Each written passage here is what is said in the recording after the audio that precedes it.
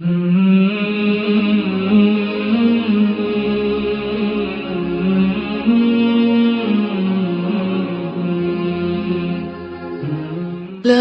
إله إلا الله محمد رسول الله نحمده ونصلي على رسوله الكريم اما بعد فاعوذ بالله من الشيطان الرجيم بسم الله الرحمن الرحيم رب اشرح لي صدري ويسر لي امري واحلل عقدة من لساني يفقهوا قولي اذا سألك عبادي عني فاني قريب اجيب دعوة الداعي اذا دعان فَلْيَسْتَجِيبُوا لِي وَلْيُؤْمِنُوا بِي لَعَلَّهُمْ يَرْشُدُونَ۔ اور جب میرے بندے آپ سے میرے بارے میں سوال کریں تو کہہ دیجئے بے شک میں قریب ہوں، میں پکارنے والے کی پکار کا جواب دیتا ہوں۔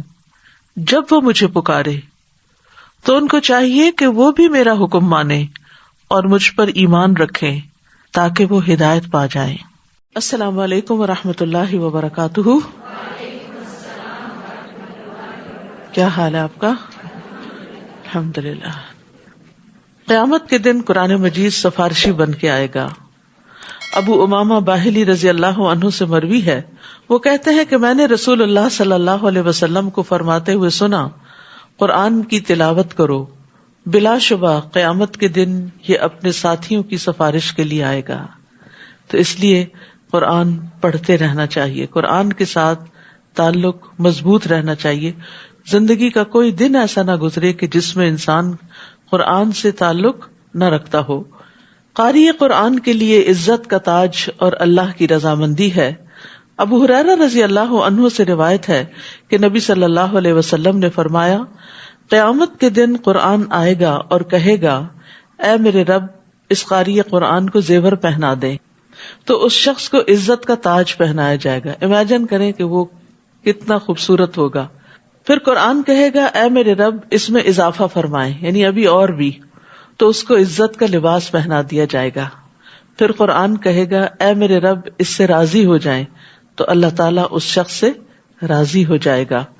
پھر اس سے کہا جائے گا، قرآن پڑھتے جاؤ اور جنت کے درجات چڑھتے جاؤ، ہر آیت کے ساتھ ایک نیکی بھی زیادہ کر دی جائے گی، ہر آیت کے ساتھ ایک درجہ بلند کر دیا جائے گا۔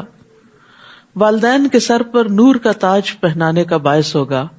بریدہ رضی اللہ عنہ سے روایت ہے، وہ کہتے ہیں کہ رسول اللہ صلی اللہ علیہ وسلم نے فرمایا، جس نے قرآن پڑھا اور سیکھا اور اس پر عمل کیا، یعنی صرف حافظ قرآن ہونا کافی نہیں، من قرأ القرآن وتعلم وعمل به، تو اس کے والدین کو قیامت کے دن نور کا ایسا تاج پہنایا جائے گا جس کی روشنی سورج کی روشنی کی طرح ہوگی، اور اس کے والدین کو ایسے 2 ریشمی حلے پہنائے جائیں گے، یعنی لباس، کہ پوری دنیا بھی ان 2 حلوں کی قیمت کے برابر نہ ہوگی، یعنی اتنے قیمتی اور اتنے مہنگے ہوں گے۔ وہ دونوں کہیں گے، یہ ہمیں کیوں پہنایا گیا؟ تو کہا جائے گا، تمہارے بچے کے قرآن حاصل کرنے کی وجہ سے۔ آج ہم اپنے بچوں پر دنیا کی ڈگریاں حاصل کرنے کے لیے تو بے پناہ خرچ کرتے ہیں، لیکن اگر وہ قرآن کی تعلیم حاصل کرنا چاہیں تو بعض اوقات فیسیلیٹیٹ نہیں کرتے۔ یہاں سوال یہ پیدا ہوتا ہے نا کہ صاحب قرآن کے درجے تو بلند ہوں گے، ہر آیت کے بدلے درجہ بلند ہوگا، لیکن والدین کے کیوں ہوں گے؟ صرف اس لیے نہیں کہ انہوں نے پیدا کیا، اس لیے کہ انہوں نے اپنے بچے کو فیسیلیٹیٹ کیا۔ کوئی بھی بچہ حافظ قرآن، عالم قرآن بن نہیں سکتا جب تک اس کے ماں باپ کا اس پر ہاتھ نہ ہو اور وہ مسلسل اس کے لیے اپنا خون نہ جلا رہے ہو، کیونکہ بچہ ہی حفظ نہیں کرتا، ماں باپ کو شاید اس سے دگنی محنت کرنی پڑتی ہے، تو وہ اس کا ایک اعزاز ہوگا اور اس کا ایک بدلہ ہوگا کہ اس کو قیامت کے دن اتنا بڑا اجر ملے گا۔ 16واں پارہ۔ اعوذ باللہ من الشیطان الرجیم، بسم اللہ الرحمن الرحیم۔ قال ألم أقل لك إنك لن تستطيع معي صبرا قال إن سألتك عن شيء بعدها فلا تصاحبني قد بلغت من لدني شروع کرتی ہوں اللہ کے نام سے جو بے انتہا مہربان نہایت رحم فرمانے والا ہے. قال الم اقل لك انك لن تستطيع معي صبرا. خضر علیہ السلام نے کہا میں نے کہا نہ تھا کہ تم میرے ساتھ کبھی صبر نہ کر سکو گے. تو حصول علم کے لیے صبر شرط ہے. موسیٰ نے کہا اگر اس کے بعد میں نے کوئی بات پوچھی تو پھر مجھے اپنے ساتھ نہ رکھنا، اب میری طرف سے آپ پر کوئی عذر باقی نہ رہے گا. چنانچہ پھر وہ دونوں چل کھڑے ہوئے اگلی مہم کی طرف، یہاں تک کہ وہ دونوں ایک بستی والوں کے پاس آئے اور ان سے کھانا مانگا، مگر ان لوگوں نے ان کی ضیافت کرنے سے انکار کر دیا. وہاں انہوں نے ایک دیوار دیکھی جو گرا چاہتی تھی. خضر نے اس دیوار کو پھر سے قائم کر دیا. موسیٰ نے خضر سے کہا اگر آپ چاہتے تو ان سے اس کام کی اجرت لے سکتے تھے. خضر نے کہا اب میرا اور تمہارا ساتھ ختم ہوا، اب میں آپ کو ان باتوں کی حقیقت بتاتا ہوں جن پر آپ صبر نہ کر سکے. کشتی کا معاملہ تو یہ تھا کہ وہ چند مسکینوں کی ملکیت تھی. تو اس سے مسکین کی ڈیفینیشن کا بھی پتہ چلتا ہے کہ بعض اوقات زکوٰۃ کا مستحق کوئی ایسا شخص بھی ہو سکتا ہے. آپ کو معلوم ہے نا کہ زکوٰۃ کے مستحق میں فقراء اور مساکین ہیں. تو مسکین کون ہوتا ہے؟ مسکین وہ ہوتا ہے جس کے پاس ہو لیکن انف نہ ہو. بعض لوگ یہ سوال لے کر آتے ہیں کہ وہ ہماری بہن ہے، ان کے پاس گھر تو ہے لیکن شوہر فوت ہو گئے ہیں، بچوں کا کوئی بزنس نہیں، کھانے کو بھی نہیں، تو اب کیا کیا جائے؟ ان کے پاس گھر ہے. تو گھر ہونے سے کوئی شخص مسکین کی کیٹیگری سے باہر نہیں آتا اگر اس کے پاس کھانے پینے اور بیسک ضروریات کے لیے نہیں. یعنی یہاں مسکینوں کے پاس ایک شپ تھا یا کشتی تھی بہت بڑی، لیکن اس سے اتنی آمدنی حاصل نہیں ہوتی تھی کہ جس سے وہ اپنی ضروریات زندگی کو پورا کر سکیں. تو اس لیے بعض اوقات کسی شخص کے پاس کوئی پراپرٹی ہو سکتی ہے، وہ سیل ہی نہ ہو رہی ہو، لیکن 2 وقت کا کھانا نہیں ہے اس کے پاس. تو ایسی صورت میں اس شخص کو زکوٰۃ دی جا سکتی ہے. ہاں جس کے پاس ڈیلی آمدنی یا ماہوار یا ویسے اس کے پاس بہت کچھ ہے تو پھر وہ مسکین نہیں ہوتا. کشتی کا معاملہ تو یہ تھا کہ وہ چند مسکینوں کی ملکیت تھی جو دریا پر محنت مزدوری کرتے تھے. میں نے چاہا کہ اس کشتی کو عیبدار کر دوں کیونکہ ان کے آگے ایک ایسا بادشاہ تھا جو ہر کشتی کو زبردستی چھین لیتا تھا. تو بات یہ ہے کہ بعض اوقات زندگی میں ایسے نقصان ہو جاتے ہیں کہ انسان کو اس کی مصلحت اور حکمت سمجھ میں نہیں آتی اور انسان اس پر پریشان ہوتا ہے کہ ایسا کیوں ہو گیا میرے ساتھ.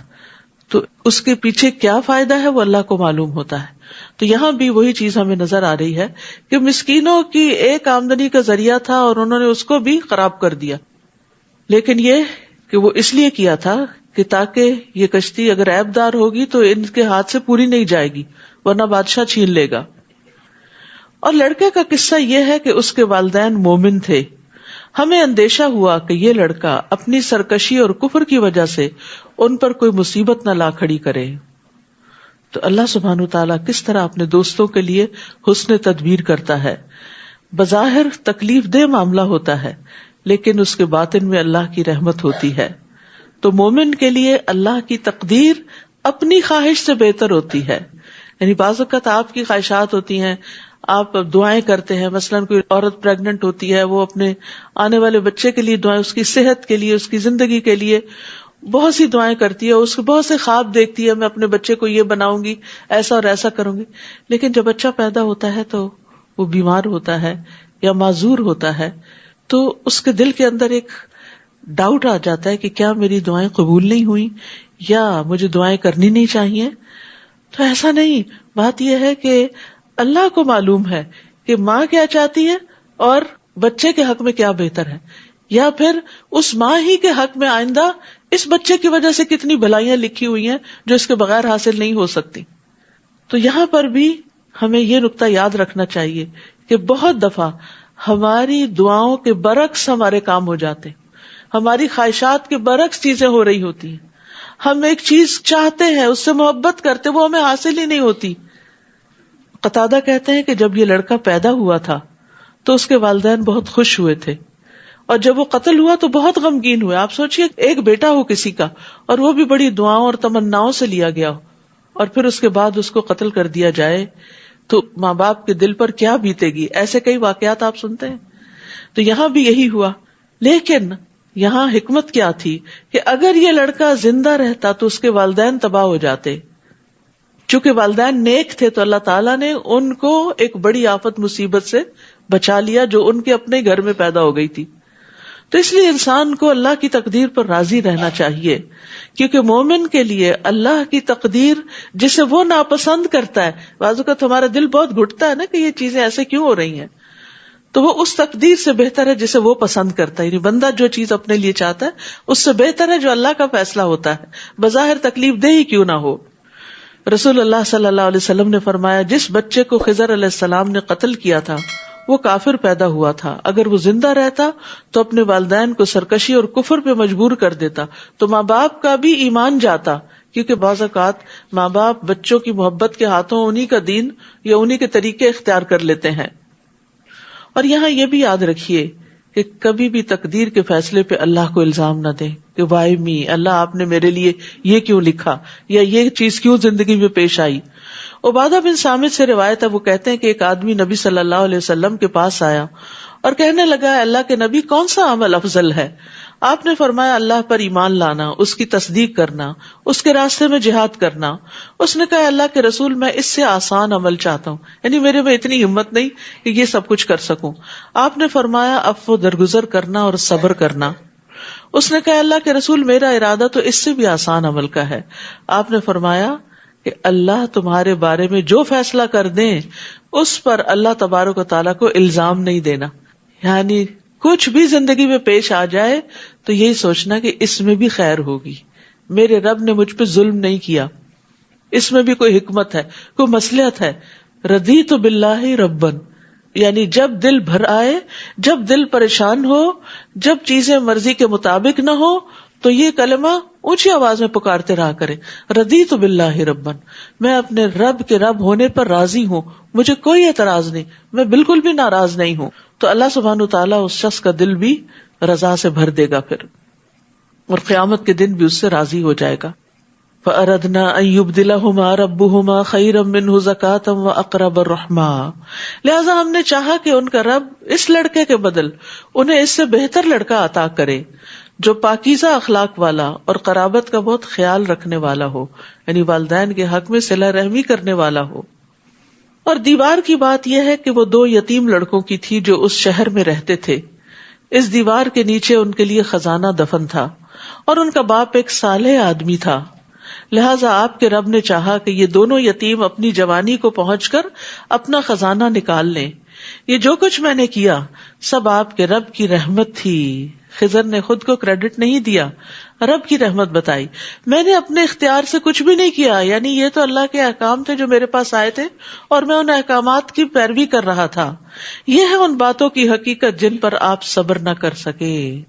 تو اللہ تعالیٰ کے احکامات 2 طرح کے ہوتے ہیں، ایک شرعی احکامات ہوتے ہیں جو پیغمبروں کو وحی کے ذریعے دیے جاتے ہیں قرآن کی شکل میں، حدیث کی شکل میں، اور ایک کونی احکامات، تکوینی احکامات کہ جو کائنات سے متعلق ہوتے ہیں. اس کے لیے اللہ تعالیٰ نے اپنے فرشتے مقرر کر رکھے ہوتے ہیں کہ جن کے ذریعے وہ ان احکامات کی تعمیل کرواتا ہے. اب آپ دیکھیے کہ موسیٰ علیہ السلام کے لیے چونکہ حضرت خضر جو تھے وہ ایک انسان کی شکل میں یہ سارے کام کر رہے تھے تو انہیں بڑے اچنبھے لگ رہے تھے، یعنی حیرت ہو رہی تھی کہ یہ سب کچھ کیا ہو رہا ہے اور کیوں ہو رہا ہے اور یہ کچھ ٹھیک نہیں ہو رہا. حالانکہ اسی طرح کے بہت سے کام فرشتے ہر وقت کر رہے ہوتے ہیں. کسی کی جان لے رہے ہیں، کہیں عذاب لا رہے ہیں، کہیں بارش برسا رہے ہیں، کہیں بجلی کڑک رہی ہے، کہیں کچھ ہو رہا ہے. تو ہم میں سے کوئی یہ نہیں کہتا کہ دس از انفیئر، وہ کہتا ہے دس از پارٹ آف لائف. تو خضر علیہ السلام نے جب کیا تو وہ ان کو عجیب لگ رہے تھے، لیکن جب بھی کوئی شخص اللہ کے حکم سے کوئی کام کرتا ہے، وہ انسان ہو، وہ فرشتہ ہو، وہ پیغمبر ہو، ہماری عقل میں اگر وہ نہیں سماتا، ہماری عقل سے وہ بالا ہے، تو اس پر ہمیں اللہ کے فیصلوں پہ راضی ہو جانا چاہیے، اس پر ایمان لے آنا چاہیے، کیونکہ اسی کے اندر خیر ہوتی ہے. اور یہاں جو آخری واقعہ پیش آیا کہ جس بستی والوں نے انہیں کھانا نہیں دیا، وہاں خضر نے ایک دیوار بنا دی. یہ دیوار کیوں بنائی گئی تھی؟ یتیم بچوں کے خزانے کو محفوظ کرنے کے لیے. اور کہا جاتا ہے کہ وہ باپ عالم تھا اور بچوں کے لیے بہت سی کتابیں چھوڑ کر گیا تھا جو وہ اس کے نیچے تھیں. یعنی خزانے سے مراد صرف مال دولت نہیں تھی بلکہ علم کا خزانہ تھا, کیونکہ علم کی دولت دنیا کی دولت سے کہیں زیادہ بہتر ہوتی ہے. باقی دولت تو انسان کے ہاتھ سے چلی جاتی ہے, لیکن علم جو ہے وہ انسان کے ساتھ قبر میں بھی جاتا ہے.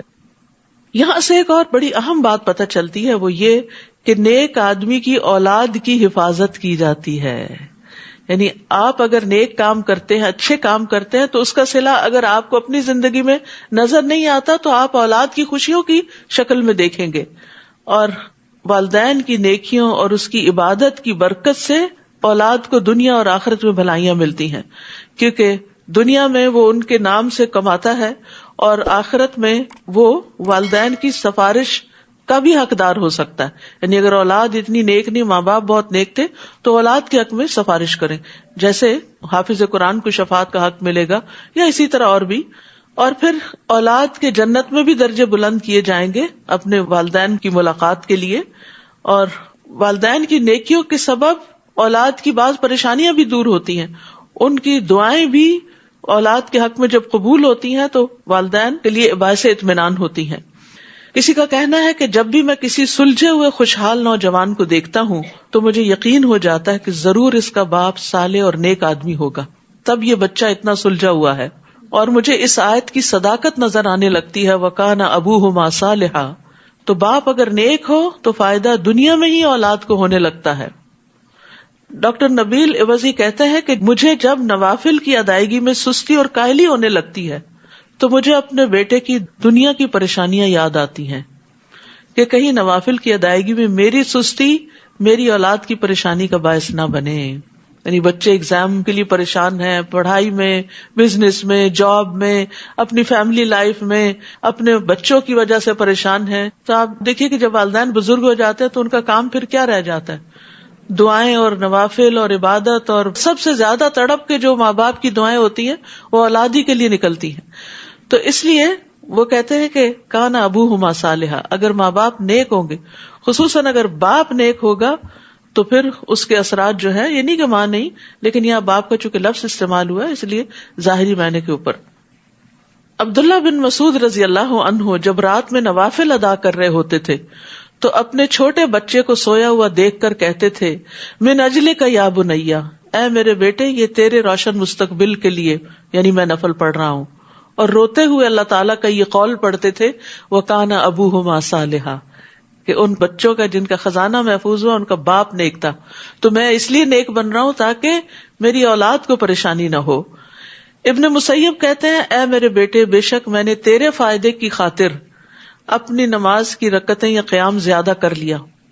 یعنی بچوں کے فائدے کے لیے نمازیں زیادہ کر دی, اور یہ نوافل, فرض تو سب کے اپنے اپنے ہی ہوتے ہیں, نوافل زیادہ کر لیے اس امید پر کہ تمہارے بارے میں میری حفاظت کی جائے گی, نہیں مجھے تمہاری طرف سے کوئی پریشانی نہیں دیکھنی پڑے گی. یاد رکھیے اولاد کی پریشانی جو ہوتی ہے وہ ماں باپ کو اپنی پریشانی سے بھی آگے ہوتی ہے. وہ اپنے آپ کو بھول جاتے ہیں, اپنا دکھ بھول جاتے ہیں, لیکن بچوں کا دکھ ان سے دیکھا نہیں جاتا. تو پھر وہ یہی آیت تلاوت کرتے تھے, وَكَانَ أَبُوهُمَا صَالِحًا. تو یاد رکھیے کہ جب اپنے بچوں کے اندر کوئی خرابی دیکھیں, ان کے اندر بگاڑ دیکھیں, ان کے اندر دین سے دوری دیکھیں, تو اپنی نماز, اپنی عبادت, اپنا صدقہ خیرات اور اپنی اصلاح کی طرف توجہ دیں. تو انشاءاللہ جب آپ کے اندر خیر آئے گی تو وہ خیر بچوں میں بھی ٹرانسفر ہوگی, وہ بھی اس سے فائدہ اٹھائیں گے. اور اکثر لوگ بچوں کو یہ تانا بھی دیتے نا, تم کیا ہو, تم تو اپنے ماں باپ کی وجہ سے ہی سب کچھ ہو. تو یہ ہر ایک کے لیے ہوتا ہے, کسی خاص بچے کے لیے نہیں ہوتا. سب بچے اپنے ماں باپ ہی کی وجہ سے کچھ بنتے ہیں. یعنی اللہ کا فضل تو obviously ماں باپ پر ہوتا ہے کہ وہ جو بچوں کے اندر محنت کرتے ہیں, لیکن بچے والدین ہی کی وجہ سے آگے بڑھتے ہیں. وہ والدین ہی ان کو یہودی یا عیسائی یا مجوسی بنا دیتے ہیں, یا پھر یہ کہ دین فطرت پر لے آتے ہیں. تو یہ ایک بہت بڑا کردار ہوتا ہے ماں باپ کا. یعنی پیرنٹنگ میں یہ اصول ہمیشہ یاد رکھیں. ہم بظاہر بہت سارے طریقے اختیار کرتے ہیں, لیکن یہ والی بات بھول جاتے ہیں کہ بچہ اگر جھوٹ بول رہا ہے تو کہیں ہم نے تو نہیں بولا, بچے نے اگر کہیں کوئی چیز آگے پیچھے ہیرا پھیری کی, کہیں بچپن میں ہم نے بھی تو ایسا غلط کام نہیں کیا تھا. تو انشاءاللہ جب آپ اپنی اصلاح کر لیں گے، آپ اپنی غلطیوں پر توبہ کر لیں گے تو پھر انشاءاللہ آپ کے بچوں کے اندر بھی خیر ہوگی. وَيَسْأَلُونَكَ عَنْ ذِي الْقَرْنَيْنِ قُلْ سَأَتْلُو عَلَيْكُمْ مِنْهُ ذِكْرًا. لوگ آپ سے ذوالقرنین کے بارے میں پوچھتے ہیں، آپ انہیں کہیے کہ ابھی میں اس کا کچھ حال تمہیں سناؤں گا. بلا شبہ ہم نے اسے زمین میں اقتدار بخشا تھا اور ہر طرح کا ساز و سامان بھی دے رکھا تھا. چنانچہ وہ ایک راہ پر چل کھڑا ہوا، یعنی اس نے کچھ اسباب اختیار کیے کیونکہ اللہ تعالیٰ نے اس کو زمین میں بادشاہت عطا کی تھی اور ہر طرح کے وسائل ریسورسز بھی دے رکھے تھے.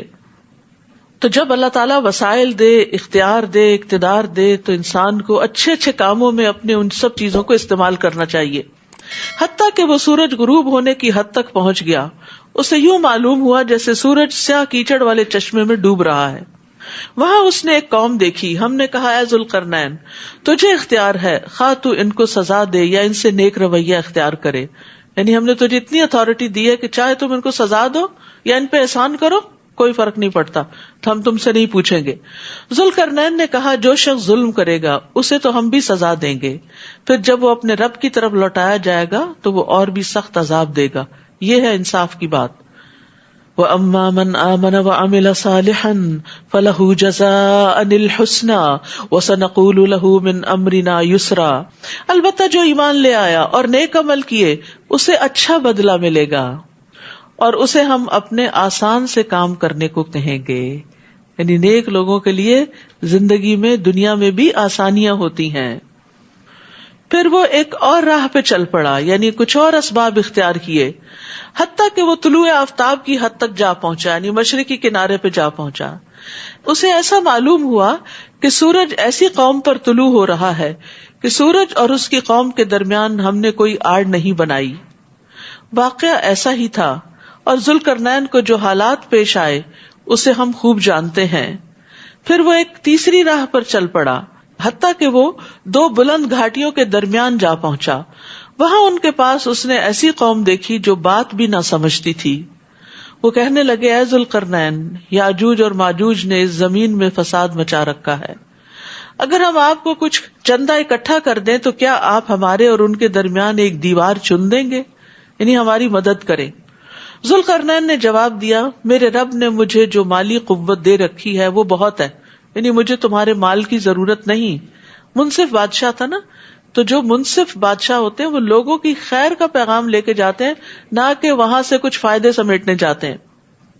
تو مجھے جو میرے رب نے مال دیا ہے وہ میرے لیے بہت ہے، تم بس بدنی قوت سے میری مدد کرو، یعنی محنت کر کے، تو میں ان کے اور تمہارے درمیان بند بنا دوں گا، تو یاجوج ماجوج تم تک نہیں پہنچ سکیں گے. تو اس سے یہ پتہ چلتا ہے کہ ایک عادل بادشاہ جو ہے وہ اپنے رعایا کے حقوق کی حفاظت کرتا ہے، ان کی ضروریات کو پورا کرتا ہے، ان کی سرحدوں کی اصلاح کرتا ہے، اور جس مال کو وہ بیت المال میں جمع کرتا ہے ان کو وہ اچھے کاموں اور اچھے پروجیکٹس میں استعمال کرتا ہے. اور اچھا انتظام کرنے کے لیے بادشاہ پہ 3 شرائط عائد ہوتی ہیں. پہلی بات، اس خزانے میں سے اپنے لیے کچھ خاص نہ کرے، یعنی وہ اس خزانے پہ اپنا ذاتی تصرف نہ کرے اور اس پر یہ نظر نہ رکھے کہ میں اس سے کیا فائدہ اٹھاؤں. دوسرا یہ ہے کہ سب سے پہلے ضرورت مندوں پر خرچ کرنے سے ابتدا کرے اور ان کی مدد کرے، غریب لوگ اور جو محتاج ہیں ان سے آغاز کرے. اور تیسرے، لوگوں کے مرتبوں کے مطابق عطیات دینے میں مساوات سے کام لے، یعنی جو لوگ اس مملکت کے اندر بڑے بڑے کام کر رہے ہوں ان کو جب کوئی سیلری یا کوئی گفٹ یا ان کے اپریسیشن کے لیے کوئی ٹوکن دیا جائے تو پھر سب کے ساتھ مساوات بھی برتی جائے. لیکن جو رعایا کی ضرورت پوری نہ کرے اس کے لیے وعید بھی ہے. رسول اللہ صلی اللہ علیہ وسلم نے فرمایا، اللہ عز و جل جس شخص کو مسلمانوں کے امور کا والی اور ذمہ دار بنائے اور پھر وہ ان کی ضروریات، حاجت مندی اور فقیری میں ان سے ملنے سے گریز کرے تو اللہ بھی اس سے حجاب فرما لے گا جبکہ وہ ضرورت مند ہوگا، محتاج ہوگا اور فقیر ہوگا. آتونی زبر الحدید، مجھے لوہے کی چادریں لا دو. ذوالقرنین نے جب ان چادروں کو ان دونوں گھاٹیوں کے درمیان برابر کر کے خلا کو پاٹ دیا تو ان سے کہا کہ اب آگ دہکاؤ. حتیٰ کہ جب لوہے کی چادریں آگ کی طرح سرخ ہو گئی تو اس نے کہا اب میرے پاس پگھلا ہوا تانبا لاؤ کہ میں ان چادروں کے درمیان بہا کر پیوست کر دوں، یعنی اس کو بالکل برابر کر دوں. تو اس سے یہ پتہ چلتا ہے کہ ذوالقرنین نے سارا کام اپنے ہاتھ میں نہیں لیا ہوا تھا، بلکہ اس کو ڈیلیگیٹ کیا اور سب کا تعاون بھی حاصل کیا. تو جو لوگ مل جل کر کام کرتے ہیں، کوئی چادریں لا رہا ہے اور کوئی ان کو تپا رہا ہے اور کوئی تانبا پگھلا رہا ہے اور پھر کوئی الٹا رہا ہے، تو اس سے کیا ہوتا ہے، بہت بڑے بڑے کام ہو جاتے ہیں.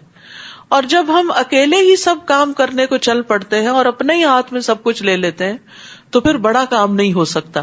اس لیے نیکی کے کاموں میں جہاں دوسروں سے تعاون کرنا چاہیے وہاں دوسروں کا تعاون بھی خوشی سے لینا چاہیے، ان کو ویلکم کرنا چاہیے، ان کے آئیڈیاز کو ویلکم کرنا چاہیے، ان کی مدد لینے کو خوشی کا باعث سمجھنا چاہیے کہ آپ ان کو نیکی کا موقع دے رہے ہیں.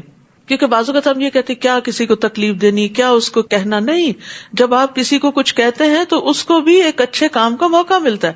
بعض لوگ ہوتے ہیں ان کو نیکی کے کام کے اور بڑے بڑے کاموں کے بڑے خوبصورت آئیڈیاز آتے رہتے، لیکن کچھ لوگوں کا دماغ اس طرح کام نہیں کرتا. کچھ لوگ جو ہیں وہ دور تک دیکھ سکتے ہیں چیزوں کو، اور کچھ لوگ قریب کی چیزیں بھی انہیں سمجھ نہیں آتی کیا کرنی ہے. تو ایسے میں جن لوگوں کو اللہ نے ذہنی صلاحیت دی ہو، لیڈرشپ کے مقام پر فائز کیا ہو، انہیں چاہیے کہ وہ بندوں سے کام لینا بھی جانے. یعنی ایک بہت بڑی کوالٹی ہوتی ہے کہ آپ کسی کو کام لگا دیں. ایک ہے آپ خود محنت مزدوری کریں جیسے کوئی مزدور کر رہا ہوتا ہے، ایک ہے کوئی ایسا بزنس شروع کرتا ہے کہ 1000 لوگوں کو محنت مزدوری پہ لگا دیتا ہے، کتنے لوگوں کی جاب نکال دیتا ہے اس میں سے. تو یہ ظاہر ہے آبویسلی ایک بڑا کام ہے. تو ہمیشہ صرف خود ہی کام کرنے کا نہ سوچیں، دوسروں کو بھی کام لگائیں. اسی طرح گھر کے اندر بھی اپنے بچوں کو بھی ساتھ کام لگائیں، اور اکٹھے کام کرنے سے باہم محبت بھی پیدا ہوتی. فَمَسْتَطَاعُوا أَن يَظْهَرُوهُ وَمَا اسْتَطَاعُوا لَهُ نَقْبًا. اس طرح یہ بند ایسا بن گیا کہ یاجوج ماجوج نہ تو اس کے اوپر چڑھ سکتے تھے اور نہ ہی اس میں کوئی سوراخ کر سکتے تھے. ذوالقرنین کہنے لگا، یہ میرے رب کی رحمت سے بن گیا ہے، مگر میرے رب کے وعدے کا وقت آ جائے گا تو وہ اس بند کو پیوند خاک کر دے گا. یعنی اللہ کے سامنے تو یہ دیوار کچھ بھی نہیں، اور میرے رب کا وعدہ برحق ہے. اس دن ہم لوگوں کو کھلا چھوڑ دیں گے، قیامت کے دن، کہ وہ ایک دوسرے سے گتھم گتھا ہو جائیں، اور سور پھونکا جائے گا، پھر ہم سب لوگوں کو اکٹھا کر دیں گے. حشر کا مطلب ہوتا ہے جمع کرنا، ان کو جمع کر دیں گے. اس دن ہم جہنم کو کافروں کے سامنے لے آئیں گے جن کی آنکھوں پر میرے ذکر سے غفلت کا پردہ پڑا ہوا تھا اور وہ کچھ سننے کو ہی تیار نہ تھے. استغفر اللہ. یہ دو فیکلٹیز جو استعمال نہیں کرتا رب کو پہچاننے کے لیے اور رب کی یاد کے لیے، تو پھر وہ بہت ناشکرا انسان ہوتا ہے. کیا کافروں نے یہ سمجھ رکھا ہے کہ وہ مجھے چھوڑ کر میرے بندوں کو ہی کارساز بنا لیں گے؟ ہم نے ایسے لوگوں کی مہمانی کے لیے جہنم تیار کر رکھی ہے. آپ ان سے کہیے، کیا ہم تمہیں بتائیں کہ لوگوں میں اعمال کے لحاظ سے سب سے زیادہ نقصان اٹھانے والے کون ہیں؟ یعنی جو کام بھی کرتے ہیں لیکن انہیں ان کے کام کا کوئی فائدہ نہیں ہوگا بلکہ الٹا نقصان ہی ہوگا. یہ وہ لوگ ہیں جنہوں نے اپنی تمام تر کوشش دنیا کی زندگی کے لیے ہی کھپا دی. ان کی نیت، ارادہ، ان کا غم، ہم، فکر، سب کا سب صرف دنیا تھی، اور جو کچھ انہوں نے کیا صرف دنیا کے فائدے کے لیے کیا. پھر وہ یہ بھی سمجھے بیٹھے ہیں کہ وہ بڑے اچھے کام کر رہے ہیں، یعنی اپنے کاموں پر، اپنی کارکردگی، پرفارمنس پر بڑے خوش بھی ہیں. تو اس بات کی دلیل ہے کہ کچھ لوگ کام تو کرتے ہیں اور وہ سمجھتے ہیں کہ وہ اچھا کام کر رہے ہیں، لیکن اس کے باوجود ان کی ساری محنت ضائع ہو جاتی ہے. اچھا کرنے کے باوجود ان کو حاصل کچھ نہیں ہوتا. وجہ عقیدے کی خرابی، ریاکاری، اللہ کے لیے کام نہ کرنا، اللہ کی رضا کے لیے محنت نہ کرنا، بلکہ صرف لوگوں کو دکھانے کے لیے تاکہ لوگ اپریشیٹ کریں. اور اب دیکھیے کہ یہ چیز بچپن سے ہی بچوں کے دل میں ڈالنی چاہیے. ہم ایک بڑا جملہ بولتے ہیں بے سوچے سمجھے، دیکھو لوگ کیا کہیں گے، میری ناک کٹ جائے گی، تمہارا خاندان کیا کہے گا، تمہیں کوئی قبول نہیں کرے گا، تمہیں کوئی پوچھے گا نہیں. ہر وقت لوگوں کی پریشانی ان کے دل پہ ڈالتے ہیں کہ لوگوں کی نظر میں اچھے بن جاؤ. لوگ اگر تمہیں اچھا سمجھ لیں گے تو تم کوئی چیز ہوگے، اور اگر لوگوں نے تمہیں ریجیکٹ کر دیا تو تم کچھ بھی نہیں. کتنا عارضی سہارا ہے اور کتنا بڑا دھوکا ہے اور کتنے بڑے نقصان کی بات ہے. ساری دنیا بھی اگر کسی کو ریجیکٹ کر دے اور حقیر سمجھنے لگے، لیکن اگر اس کا مقام اللہ کی نگاہ میں بلند ہے تو اس کو کوئی بھی نقصان نہیں. اور اگر ساری دنیا بھی کسی کی تعریفوں کے پل باندھ دے اور اس کو بڑے بڑے ایوارڈ سے نوازے، لیکن اللہ کے ہاں اس کا کوئی مقام نہیں، تو اس کا کوئی مقام نہیں. تو اس لیے انسان جو کچھ کرے اللہ کی رضا کو سامنے رکھتے ہوئے کرے، صرف اپنے لیے نہیں، بچوں کے دل میں بھی اللہ کا خوف پیدا کرے کہ اللہ کو کیا جواب دینا ہے. یہ ڈر نہیں پیدا کرے کہ لوگ کیا کہیں گے. یہ ایک بہت کمزور بنیاد ہے کہ جس کے اوپر کوئی کھڑا ہو. دوسری بات یہ ہے کہ ایمان کے بغیر نیک اعمال قبول نہیں ہوتے، کیونکہ شرک کرنے سے سارے اعمال ضائع ہو جاتے ہیں. کفر اعمال کو ضائع کرنے کا سبب ہے. اور شرک اصغر کیا ہے؟ ریاکاری. رسول اللہ صلی اللہ علیہ وسلم نے فرمایا مجھے تمہارے حق میں سب سے زیادہ شرک اصغر کا خوف ہے. صحابہ نے عرض کیا شرک اصغر کیا ہوتا ہے، یعنی چھوٹا شرک کیا ہوتا ہے؟ آپ نے فرمایا ریاکاری. اللہ عز و جل قیامت کے دن جب لوگوں کو بدلہ دے گا تو ریاکاروں سے کہے گا ان ہستیوں کی طرف چلے جاؤ جن کے سامنے دنیا میں ریاکاری کرتے تھے، اور دیکھو کیا تم ان کے پاس کوئی بدلہ پاتے ہو. یہی لوگ ہیں جنہوں نے اپنے رب کی آیات اور اس کی ملاقات کا انکار کیا، لہٰذا ان کے سب اعمال برباد ہو جائیں گے. یعنی آخرت کی فکر کے بغیر، اللہ پہ ایمان کے بغیر کوئی کتنا بھی بڑا کام کر لے اس کو اس کا اجر ملنے والا نہیں. اور قیامت کے دن ہم ان کے لیے میزان ہی نہیں رکھیں گے. کفار کے اعمال نہیں تولے جائیں گے، اچھے برے نہیں. میزان جو ہے وہ مومنوں کے لیے ہے یا پھر منافقین کے لیے ہے. کفار جو ہیں ان کا سیدھا ہی فیصلہ کر دیا جائے گا، کیونکہ ان کا تو ایمان ہی نہیں تھا، تو جو اچھے کام کیے برے کیے سبھی برابر ہو گئے. یہ جہنم ہی ان کا بدلہ ہے، کیونکہ انہوں نے کفر اختیار کیا تھا اور میری آیات اور میرے رسولوں کا مذاق اڑاتے رہے. البتہ جو لوگ ایمان لائے اور نیک عمل کرتے رہے ان کی مہمانی فردوس کے باغات سے ہوگی. ایمان لا کر عمل صالح کرنے والوں کی جزا، جن میں وہ ہمیشہ رہیں گے اور کسی اور جگہ منتقل ہونا پسند نہ کریں گے. جنت میں کوئی بوریت ہی نہیں. بوریت دنیا میں ہوتی ہے کیونکہ اس کا مزہ لمیٹڈ ہوتا ہے، لیکن جنت میں لوگوں کا اتنا دل لگے گا کہ وہ وہاں سے ہلنا بھی نہیں چاہیں گے. لوگ کہتے ہیں نا اگر ہمیشہ ہمیشہ رہنا تو پھر تھک نہیں جائیں گے، بور نہیں. بوریت جب ہوتی ہے جب انجوائے کرنے کی ہمارے اندر صلاحیت نہیں ہوتی. یعنی جب ہم دیکھ نہیں پاتے تو دنیا کی رونقیں تو پھر بیکار ہو جاتی ہیں نا. تو اسی طرح جو ہماری کیپیسٹی نہیں ہوتی کسی چیز کو انجوائے کرنے کی تو پھر وہ چیزیں ہم پر بوجھ ہو جاتی. تو جنت میں انجوائے کرنے کی کیپیسٹی بھی بڑھ جائے گی اور اس کے ساتھ ساتھ نعمتیں بھی بہت زیادہ ہوں گی. آپ ان سے کہہ دیجئے اگر میرے رب کی باتیں لکھنے کے لیے سمندر سیاہی بن جائے تو سمندر ختم ہو جائے گا، مگر میرے رب کی باتیں ختم نہ ہوں گی، خواہ اتنی ہی اور بھی سیاہی یعنی سمندر لے آیا جائے. آپ ان سے کہہ دیجئے انما انا بشر مثلکم، میں تو تمہارے جیسا ایک انسان ہوں. ہاں یہ فرق ضرور ہے کہ میری طرف وحی کی جاتی ہے کہ تمہارا الہ صرف ایک ہی الہ ہے. لہٰذا جو شخص اپنے رب سے ملنے کی امید رکھتا ہے اسے چاہیے کہ وہ نیک عمل کرے. رب کی ملاقات کا شوق ہے تو اچھے اچھے کام کر لو، بہترین چیزیں تیار کرو ساتھ لے جانے کے لیے، اور اپنے رب کی عبادت میں کسی دوسرے کو شریک نہ کرے، یعنی ریاکاری نہ کرے، کوئی دکھاوا نہ کرے، کسی اور کے لیے اچھے کام نہ کرے. سورۃ مریم. بسم اللہ الرحمن الرحیم. کافہا یا عین صاد. ذکر رحمت ربک عبدہ زکریا اذ نادى ربه نداء خفيا قال رب إني وهن العظم مني واشتعل الرأس شيبا ولم أكن بدعائك رب شقيا.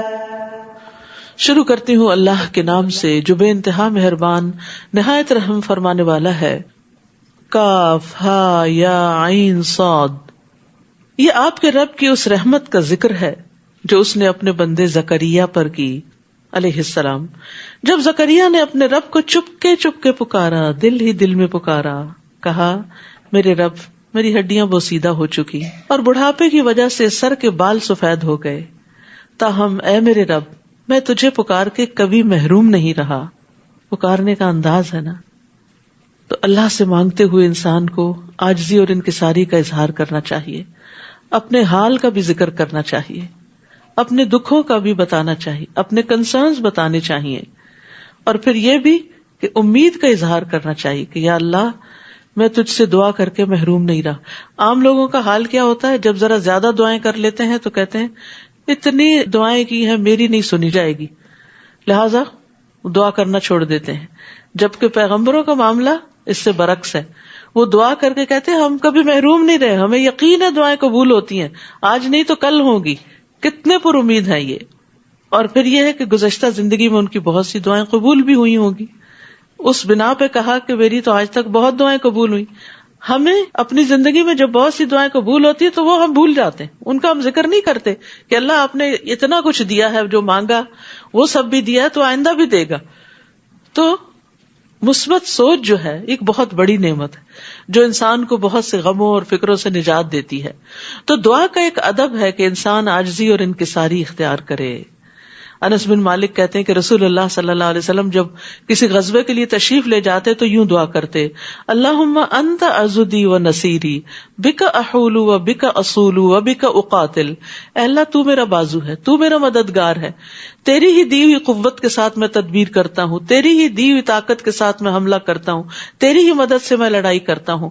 یعنی اللہ تعالیٰ کو اتنا قریب پاتے تھے اور اسی سے ساری باتیں کر رہے ہوتے تھے۔ تو دعا کے معاملے میں اللہ سبحانہ تعالیٰ سے حسن ظن رکھنا چاہیے اور پورے یقین سے دعا کرنی چاہیے، کیونکہ اللہ سبحانہ تعالیٰ کے لیے کوئی بھی کام مشکل نہیں ہے، ہمیں مشکل ہے۔ انس بن مالک کہتے ہیں کہ رسول اللہ صلی اللہ علیہ وسلم نے فرمایا جب تم میں سے کوئی دعا کرے تو اسے چاہیے کہ وہ پختہ یقین کے ساتھ سوال کرے، وہ اس طرح ہرگز نہ کہے کہ اللہ اگر تو چاہے تو مجھے عطا کر دے، یعنی تو چاہتا ہے تو دعا قبول کر لے، نہیں تو نہیں، ایسا نہیں۔ بے شک اللہ کی ذات کو کوئی مجبور کرنے والا نہیں، وہ جب قبول کرتا ہے اپنی رضا سے ہی کرتا ہے۔ پھر وہ کہتے ہیں میں اپنے پیچھے اپنے بھائی بندوں کی برائیوں سے ڈرتا ہوں اور میری بیوی بانجھ ہے، تو اپنی جناب سے مجھے ایک وارث عطا فرما جو میرے اور آل یعقوب کا وارث بنے، اور اے میرے رب اسے پسندیدہ انسان بنانا۔ تو آپ دیکھیے کہ پیغمبروں کی دعائیں بھی کیا ہوتی ہیں اور ان کی لوگوں کے لیے خیرخواہی کیا ہوتی ہے، لوگوں کی اصلاح اور دین کی سربلندی کے لیے وارث مانگ رہے ہیں۔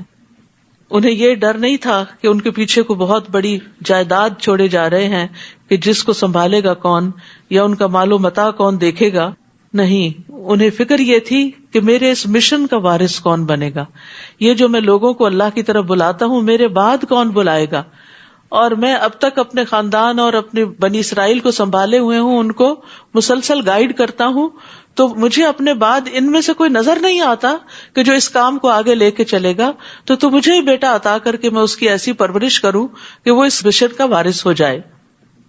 تو یہاں ہم سب کو بھی اللہ تعالیٰ سے دعا کرنی چاہیے کہ اللہ تعالیٰ ہمیں نیک اولاد عطا فرمائے اور ہماری جنریشنز میں ایسے لوگ ہوں جو اللہ کے ولی ہوں اور اللہ کے دوست ہوں، کیونکہ وہ کہتے ہیں فَهَبْ لِي مِن لَّدُنْكَ وَلِيًّا یا زکریا اِنَّا نُبَشِّرُكَ بِغُلَامٍ اسْمُهُ یحییٰ۔ اللہ تعالیٰ نے جواباً فرمایا زکریا ہم تمہیں ایک لڑکے کی بشارت دیتے ہیں جس کا نام یحییٰ ہوگا۔ یہ ایک واحد نام ہے جو اللہ تعالیٰ نے خود رکھا، اس سے پیشتر اس نام کا کوئی دوسرا آدمی ہم نے پیدا نہیں کیا، اور یہ بالکل یونیک نیم تھا۔ تو اللہ سبحانہ تعالیٰ نے نہ صرف یہ کہ دعا قبول کی، انہیں عزت بخشی، انہیں بیٹا دیا اور اس کا نام بھی خود رکھا، اتنی اچھی طرح دعا قبول کی۔ زکریا نے عرض کی اے میرے رب میرے ہاں لڑکا کیسے ہوگا جبکہ میری بیوی بانجھ ہے اور میں بڑھاپے کی حد کمال کو پہنچ چکا ہوں۔ اللہ تعالیٰ نے فرمایا ہاں ایسا ضرور ہوگا، تیرا رب یہ کہہ رہا ہے کہ میرے لیے یہ تو آسان سی بات ہے، اس سے پہلے میں تجھے پیدا کر چکا ہوں جبکہ تو کوئی چیز بھی نہ تھا، اگر تجھے پیدا کیا ہے تو تمہارا بیٹا بھی پیدا ہو سکتا ہے۔ زکریا نے عرض کیا اے رب میرے لیے کوئی نشانی مقرر کر دے۔ اللہ تعالیٰ نے فرمایا تیرے لیے نشانی یہ ہے کہ تو مسلسل 3 رات تک لوگوں سے گفتگو نہ کر سکے گا، یعنی تمہاری زبان بند ہو جائے گی۔ چنانچہ جب وہ وقت آ گیا زکریا اپنے حجرے سے نکل کر اپنی قوم کے پاس آئے تو انہیں اشارے سے کہا کہ صبح و شام تسبیح بیان کیا کرو۔ جب اللہ تعالیٰ کوئی نعمت دے تو اللہ ہی کی تعریف کرنی چاہیے۔ یا یحییٰ خذ الکتاب بقوہ وآتیناہ الحکم صبیا، اے یحییٰ کتاب یعنی تورات پر مضبوطی سے عمل پیرا ہو جاؤ، اور ہم نے اسے بچپن میں ہی قوت فیصلہ عطا کر دی تھی. سبحان اللہ، اللہ تعالیٰ کی دین ہے. بعض بچے بچپن میں ہی بہت میچور اور سمجھدار ہوتے ہیں اور والدین کو بھی سمجھا رہے ہوتے ہیں. ہم نے اسے اپنی مہربانی سے نرم دل اور پاک سیرت بنایا، اور وہ فی الواقع پرہیزگار تھا. وہ اپنے والدین سے ہمیشہ اچھا سلوک کرتا تھا اور کسی وقت بھی جابر اور نافرمان نہ ہوا. تو یہ یحییٰ علیہ السلام کی صفات یہاں بھی اور سورۃ آل عمران میں بھی بیان ہوئی ہیں کہ اللہ تعالیٰ دعائیں قبول کرتا ہے تو کس اچھے طریقے سے کرتا ہے کہ انہیں بیٹا بھی دیا اور اس کے ساتھ وہ ساری کوالٹیز دی کہ جو شاید ان کے بھی ذہن میں نہیں تھیں، اور وہ اس کام کے لیے جو انتہائی ضروری تھی ان سب صفات کے ساتھ ان کو پیدا کیا. وَسَلَامٌ عَلَيْهِ يَوْمَ وُلِدَ وَيَوْمَ يَمُوتُ وَيَوْمَ يُبْعَثُ حَيًّا، اس دن پر سلامتی ہو جس دن وہ پیدا ہوئے، اور اس دن بھی جب وہ مریں گے، اور اس دن بھی جب وہ دوبارہ زندہ کر کے اٹھائے جائیں گے. یاد رکھیے یہ 3 مواقع بڑی وحشت کے مواقع ہوتے ہیں. جب انسان ماں کے پیٹ سے دنیا میں آتا ہے تو پھر روتا ہے، ایک دم اس کو وحشت ہوتی ہے کہ یہ کہاں آ گیا ہوں، کیونکہ اب تک وہ کتنے کمفرٹ زون میں ہوتا ہے، اتنا پروٹیکٹڈ ہوتا ہے، کوزی جگہ پر ہوتا ہے، تو ایک دم وہ دنیا میں آتا ہے تو اس کے لیے تکلیف دہ ہوتا ہے. دوسرے، جب موت کا فرشتہ آتا ہے تو انسان ایسی چیز دیکھتا ہے جو اس نے پہلے کبھی نہیں دیکھی ہوتی. نزا کا اور قبر تک جانے کا بڑی وحشت کا دن ہوتا ہے کہ جس میں دوسرے ہی لوگ اسے نہلا رہے ہوتے ہیں اور کفنا رہے ہوتے ہیں اور قبر میں اکیلے کو رکھ رہے ہوتے ہیں، تو وہ بھی وحشت کا دن ہے. اور تیسرے، جب انسان قبروں سے نکلیں گے، حشر کے میدان میں لوگ گتھم گتھا ہو رہے ہوں گے اور ہر طرف ایک عجیب سی کیفیت ہوگی، ہر چیز تبدیل ہو چکی ہوگی، تو وہ بھی وحشت کا دن ہوگا. تو اللہ سبحانہ تعالیٰ نے یحییٰ علیہ السلام کے لیے ان تینوں دنوں میں سلامتی کا وعدہ کیا کہ ان کے لیے ان 3 اوقات میں کوئی وحشت نہیں ہوگی. اپنے لیے بھی دعا مانگی، یا اللہ ہمارے لیے بھی موت کے دن قبر میں اور آخرت میں وحشت نہ ہو، ہمیں تو اپنی طرف سے سلامتی سے نوازنا. اور اس کتاب میں مریم کا حال بھی ذکر کیجیے جب وہ اپنے گھر والوں سے الگ ہو کر مشرقی جانب گوشہ نشین ہو گئی تھی. تفصیل اس کی سورۃ آل عمران میں گزر چکی ہے. اور پردہ ڈال کر ان سے چھپ گئی تھی. اس وقت ہم نے اس کی طرف اپنی روح یعنی فرشتے کو بھیجا جو ایک تندرست انسان کی شکل میں مریم کے سامنے آ گیا. وہ بولی، اگر تمہیں کچھ اللہ کا خوف ہے تو میں تم سے اللہ کی پناہ مانگتی ہوں، کیونکہ ان کا کبھی کسی مرد سے انٹریکشن نہیں ہوا تھا اور وہ عبادت کے لیے آئی تھی اور ایک دم اپنی عبادت گاہ میں ایک مرد کو دیکھ کر بہت پریشان ہو گئی. تو انہوں نے شر دور کرنے کے لیے اور اس مرد کے شر سے جو ان کو پتا نہیں تھا کہ فرشتے ہیں، پناہ مانگنے کے لیے اللہ عز و جل کا خوف دلایا کہ تم اللہ سے ڈرو. وہ بولے، میں تو تمہارے رب کا بھیجا ہوا ہوں، میں تو فرشتہ ہوں، مرد نہیں ہوں، اور اس لیے آیا ہوں کہ تمہیں ایک پاک سیرت لڑکا دوں. وہ بولی، میرے ہاں لڑکا کیسے ہوگا جبکہ مجھے کسی انسان نے چھوا تک نہیں اور میں بدکار بھی نہیں ہوں، یعنی کوئی سبب نہیں ہے بیٹا پیدا ہونے کا. وہ بولے، ہاں ایسا ہی ہوگا، تمہارے رب نے فرمایا ہے کہ میرے لیے یہ آسان سی بات ہے، اور اس لیے بھی ایسا ہوگا کہ ہم اس لڑکے کو لوگوں کے لیے ایک نشانی بنائیں اور وہ ہماری طرف سے رحمت ہوگا اور یہ کام ہو کے رہے گا. ڈن. چنانچہ مریم کو اس بچے کا حمل ٹھہر گیا اور وہ اس حالت میں ایک دور کے مکان میں علیحدہ جا بیٹھی. پھر زچگی کی درد انہیں کھجور کے تنے تک لے آئی تو کہنے لگی، کاش میں اس سے پہلے مر چکی ہوتی اور میرا نام و نشان بھی باقی نہ رہتا. یعنی تکلیف بھی تھی اور اس بات کا خوف بھی تھا کہ اب اس بچے کو لے کے جائیں گی کہاں، اور خود وہ اتنی پرہیزگار اور نیک مشہور تھی تو ایک نیک پاک دامن عورت سے کسی ایسی چیز کی توقع کوئی بھی نہیں کرتا، تو انہیں اپنی عزت کا بھی بہت خوف تھا. یعنی فزیکل النس بھی تھی اور ایموشنلی بھی پریشان تھی. اس وقت درخت کے نیچے سے فرشتے نے انہیں پکار کر کہا، غمزدہ نہ ہو، اللہ تحزنی، تمہارے رب نے تمہارے نیچے ایک چشمہ بہا دیا ہے اور اس کھجور کے تنے کو زور سے ہلاؤ، وہ آپ پر تازہ پکی ہوئی کھجوریں گرائے گا. تو یاد رکھیے رزق کے لیے اسباب اختیار کرنا ضروری ہے. یعنی کھجوریں تھیں لیکن ہلانی خود پڑیں گی. رزق اللہ کی طرف سے آتا ہے لیکن محنت انسان کو کرنی پڑتی ہے. اور وہ محنت اس تکلیف کے وقت میں بھی ان کو کرنی پڑ رہی تھی، اور اس لیے بھی کہ اس وقت ایکسرسائز بھی ہو جائے اور اس کے ساتھ ساتھ یہ کہ انرجی بھی ملے، اور زچہ کے لیے کھجور سب سے بہترین چیز ہے. اور آج کل آپ دیکھ رہے ہیں کہ افطار کے وقت اتنے لمبے دن کے بعد پانی اور کھجور کھانے کے بعد یوں لگتا سیراب ہو گئے اور کچھ کھانے کی ضرورت نہیں ہے. کیا برکت ہے رمضان کی، اور کیا برکت ہے سحری کھانے کی، اور کیا برکت ہے افطار کی. سبحان اللہ. یعنی ایک عجیب ایکسپیرینس ہے. آپ سبھی کر رہے ہوں گے اس کو. رمضان آنے سے پہلے سبھی ڈرے ہوں گے لنچ ٹائم پہ کیا ہوگا، بڑی سخت بھوک لگتی ہے، پتہ نہیں کہاں غائب ہوئی ہیں وہ بھوکیں ساری. یہ اللہ کی رحمت ہے، اور یہ ایک زبردست روحانی ایکسپیرینس ہوتا ہے جو اللہ سبحانہ و تعالیٰ ہر سال ہمیں کراتے ہیں، اور فزیکلی بھی اور ایموشنلی بھی ایک تزکیہ کرتے ہیں بندوں کا. تو رمضان ایک بہت بڑی نعمت ہے اللہ سبحانہ و تعالیٰ کی. تو بہرحال یہاں جو بات کی جا رہی ہے وہ یہ کہ انسان کو چاہیے کہ رزق کی تلاش میں کوئی نہ کوئی سبب اور ہیلا کرے، بیٹھا نہ رہے میں اللہ پہ توکل کرتا ہوں کچھ آ ہی جائے گا، ٹپک پڑے گا. نہیں، کچھ نہ کچھ کوشش کرنی پڑتی ہے. فَكُلِي وَاشْرَبِي وَقَرِّي عَيْنًا، بس کھاؤ پیو اور اپنی آنکھیں ٹھنڈی کرو. پھر اگر تمہیں کوئی آدمی دیکھے تو کہہ دینا میں نے اللہ کے لیے روزے کی نظر مانی ہے، لہذا آج کسی انسان سے بات نہ کروں گی. اب آئے گی الزامات کی بچھاڑ، تو اس کے جواب میں خاموشی. کتنا زبردست حل بتایا گیا.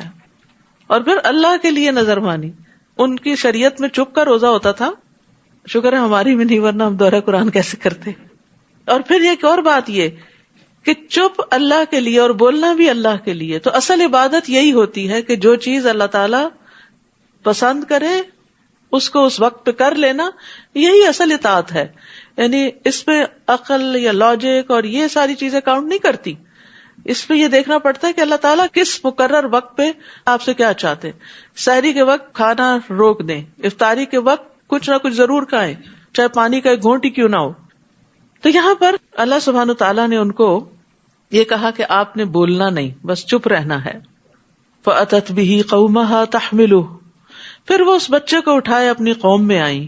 وہ کہنے لگے مریم تو بہتان والی چیز لائی ہے، یہ تو کچھ اچھا نہیں کیا تم نے. اے ہارون کی بہن، نہ تو تیرا باپ کوئی برا آدمی تھا اور نہ ہی تیری ماں بدکار تھی. مریم نے اس بچے کی طرف اشارہ کر دیا تو وہ کہنے لگے ہم اس سے کلام کیسے کریں جو ابھی گود کا بچہ ہے. بچہ بول اٹھا، قال انی عبد اللہ آتانی الکتاب وجعلنی نبیا، میں اللہ کا بندہ ہوں، اللہ نے مجھے کتاب دی ہے اور نبی بنایا. سبحان اللہ. گود میں جو بچہ ہے اس کو نبوت عطا کر دی گئی ہے کہ یہ بڑا ہو کر اس کا کام کیا ہوگا. اور خاص طور پر یہ جو عیسیٰ علیہ السلام کی زبان سے کہلوایا گیا انی عبد اللہ، میں اللہ کا بندہ ہوں. تو جب بھی کوئی کرسچن آپ سے انٹریکٹ کرے اور عیسیٰ علیہ السلام کی پوزیشن پوچھنا چاہے کہ ہمارے دین میں کیا ہے، تو اس کو سورۃ مریم پڑھنے کے لیے دیا کریں کہ ہماری کتاب حضرت مریم کے بارے میں کیا کہتی ہے اور حضرت عیسیٰ کے بارے میں کیا کہتی ہے کہ انی عبد اللہ، میں اللہ کا بندہ ہوں اور جہاں کہیں بھی میں رہوں اس نے مجھے بابرکت بنایا. وجعلنی مبارکا اینما کنت، کچھ لوگ خیر کی کنجیاں ہوتے ہیں، جہاں جاتے ہیں خیر پھیلاتے، جہاں جاتے ہیں دوسروں کی خوشی اور آرام کا سبب بنتے ہیں، ایسے لوگ مبارک ہوتے ہیں. اور کچھ لوگ شر کی کنجیاں ہوتے ہیں اور خیر کے تالے ہوتے ہیں. حدیث کے مفہوم سے اخذ کیا یہ بات میں نے، یعنی کچھ لوگوں سے آپ خیر کی توقع کر ہی نہیں سکتے. وہ آئیں گے تو آپ گھبرا اٹھیں گے، پتہ نہیں اب یہ کیا بات کریں گے، کون سا تانا دیں گے اور کہاں نقصان دے دیں گے اور کس چیز پہ تنقید شروع کر دیں گے اور کیا چیز خراب کر کے جائیں گے. تو یہ ساری چیزیں شر سے تعلق رکھتی ہیں. تو اب یہاں پر آپ دیکھیے کہ اللہ نے ان کو مبارک بنایا جہاں بھی میں ہوں، اینما کنت، واوصانی بالصلاۃ والزکاۃ، اور جب تک میں زندہ رہوں مجھے نماز اور زکوٰۃ ادا کرنے کا حکم دیا. ما دمت حیا وبرم بوالدتی ولم یجعلنی جبارا شقیا، اور یہ بھی کہ میں اپنی والدہ سے بہتر سلوک کرتا رہوں، والدین نہیں صرف والدہ، کیونکہ والد تو تھے ہی نہیں. نیز اللہ نے مجھے جابر اور بدبخت نہیں بنایا. تو اس میں آپ دیکھیے کہ ایک طرف حقوق اللہ اور دوسری طرف حقوق العباد. اللہ کی عبادت میں صلاۃ اور زکوٰۃ، اور پھر ماں کے ساتھ حسن سلوک اور کسی کے ساتھ برا نہیں کرنا. لم یجعلنی جبارا شقیا، بدبخت نہیں ہوں، ظالم نہیں ہوں. ان صفات کا خاص طور پر کیوں ذکر کیا؟ کیونکہ بنی اسرائیل کے اندر یہ چیزیں ختم ہو چکی تھی. آج امت مسلمہ کا یہی حال ہے.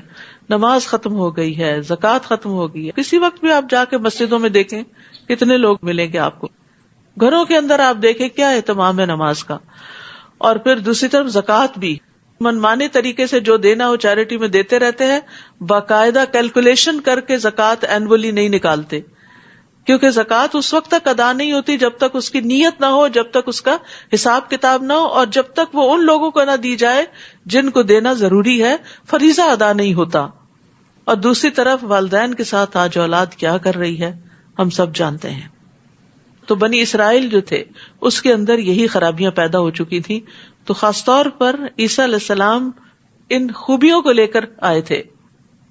اور والدہ کا خیال اس لیے بھی کہ ان کے معاشرے میں بھی عورت بڑی کمزور تھی، عورت کے حقوق نہیں تھے. تو عیسیٰ علیہ السلام نے جب کہا کہ اپنی والدہ کے ساتھ اچھا سلوک کروں گا، تو یہ اصل میں عورت کے حقوق ہی کی ایک بات ہے. وَالسَّلَامُ عَلَيَّ يَوْمَ وُلِدتُّ وَيَوْمَ أَمُوتُ وَيَوْمَ أُبْعَثُ حَيًّا. مجھ پر سلامتی ہو جس دن میں پیدا ہوا، جس دن میں مروں گا، اور اس دن بھی جب میں زندہ کر کے اٹھایا جاؤں گا. وہی 3 مواقع ہیں وحشت کے جن میں سلامتی کی بات ہو رہی ہے. یہ ہے عیسیٰ ابن مریم کا قصہ. یہی سچی بات ہے جس میں وہ جھگڑا کر رہے ہیں. اللہ کو یہ شایع نہیں کہ کسی کو اپنا بیٹا بنائے. وہ ایسی باتوں سے پاک ہے.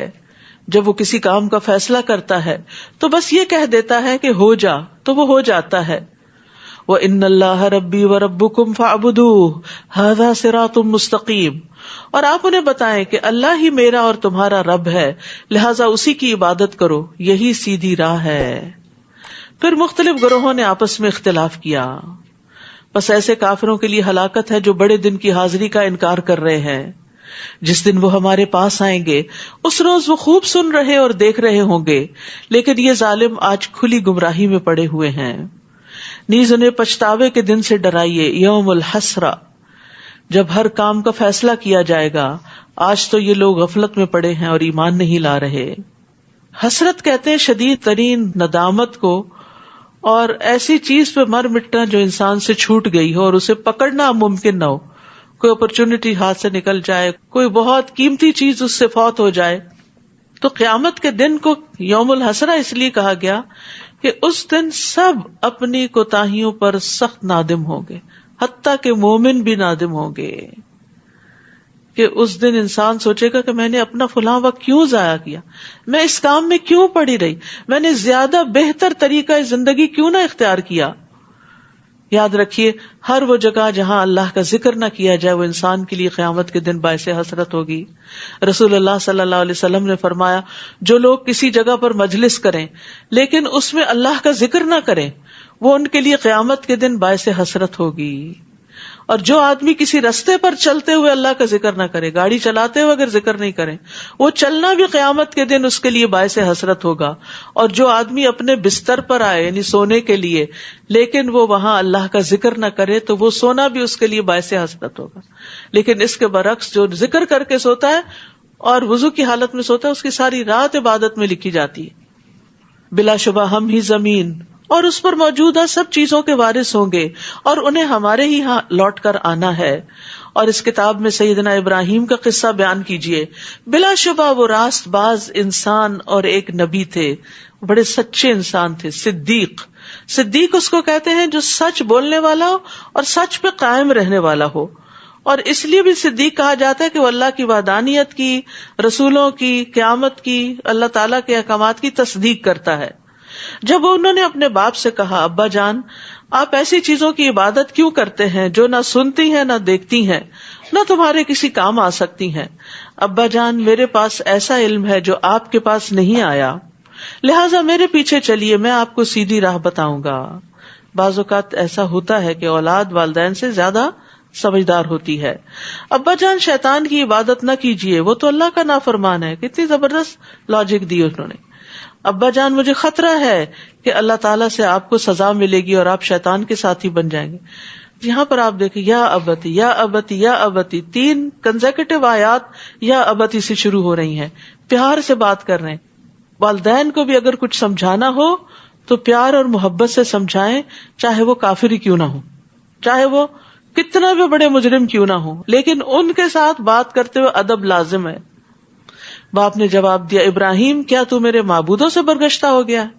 اگر تو اس کام سے باز نہ آیا تو میں تجھے سنسار کر دوں گا، اور بہتر یہ ہے کہ تو ایک طویل مدت تک کے لیے میری آنکھوں سے دور چلا جا، نکل جاؤ یہاں سے، گھر سے کک آؤٹ کر دیا۔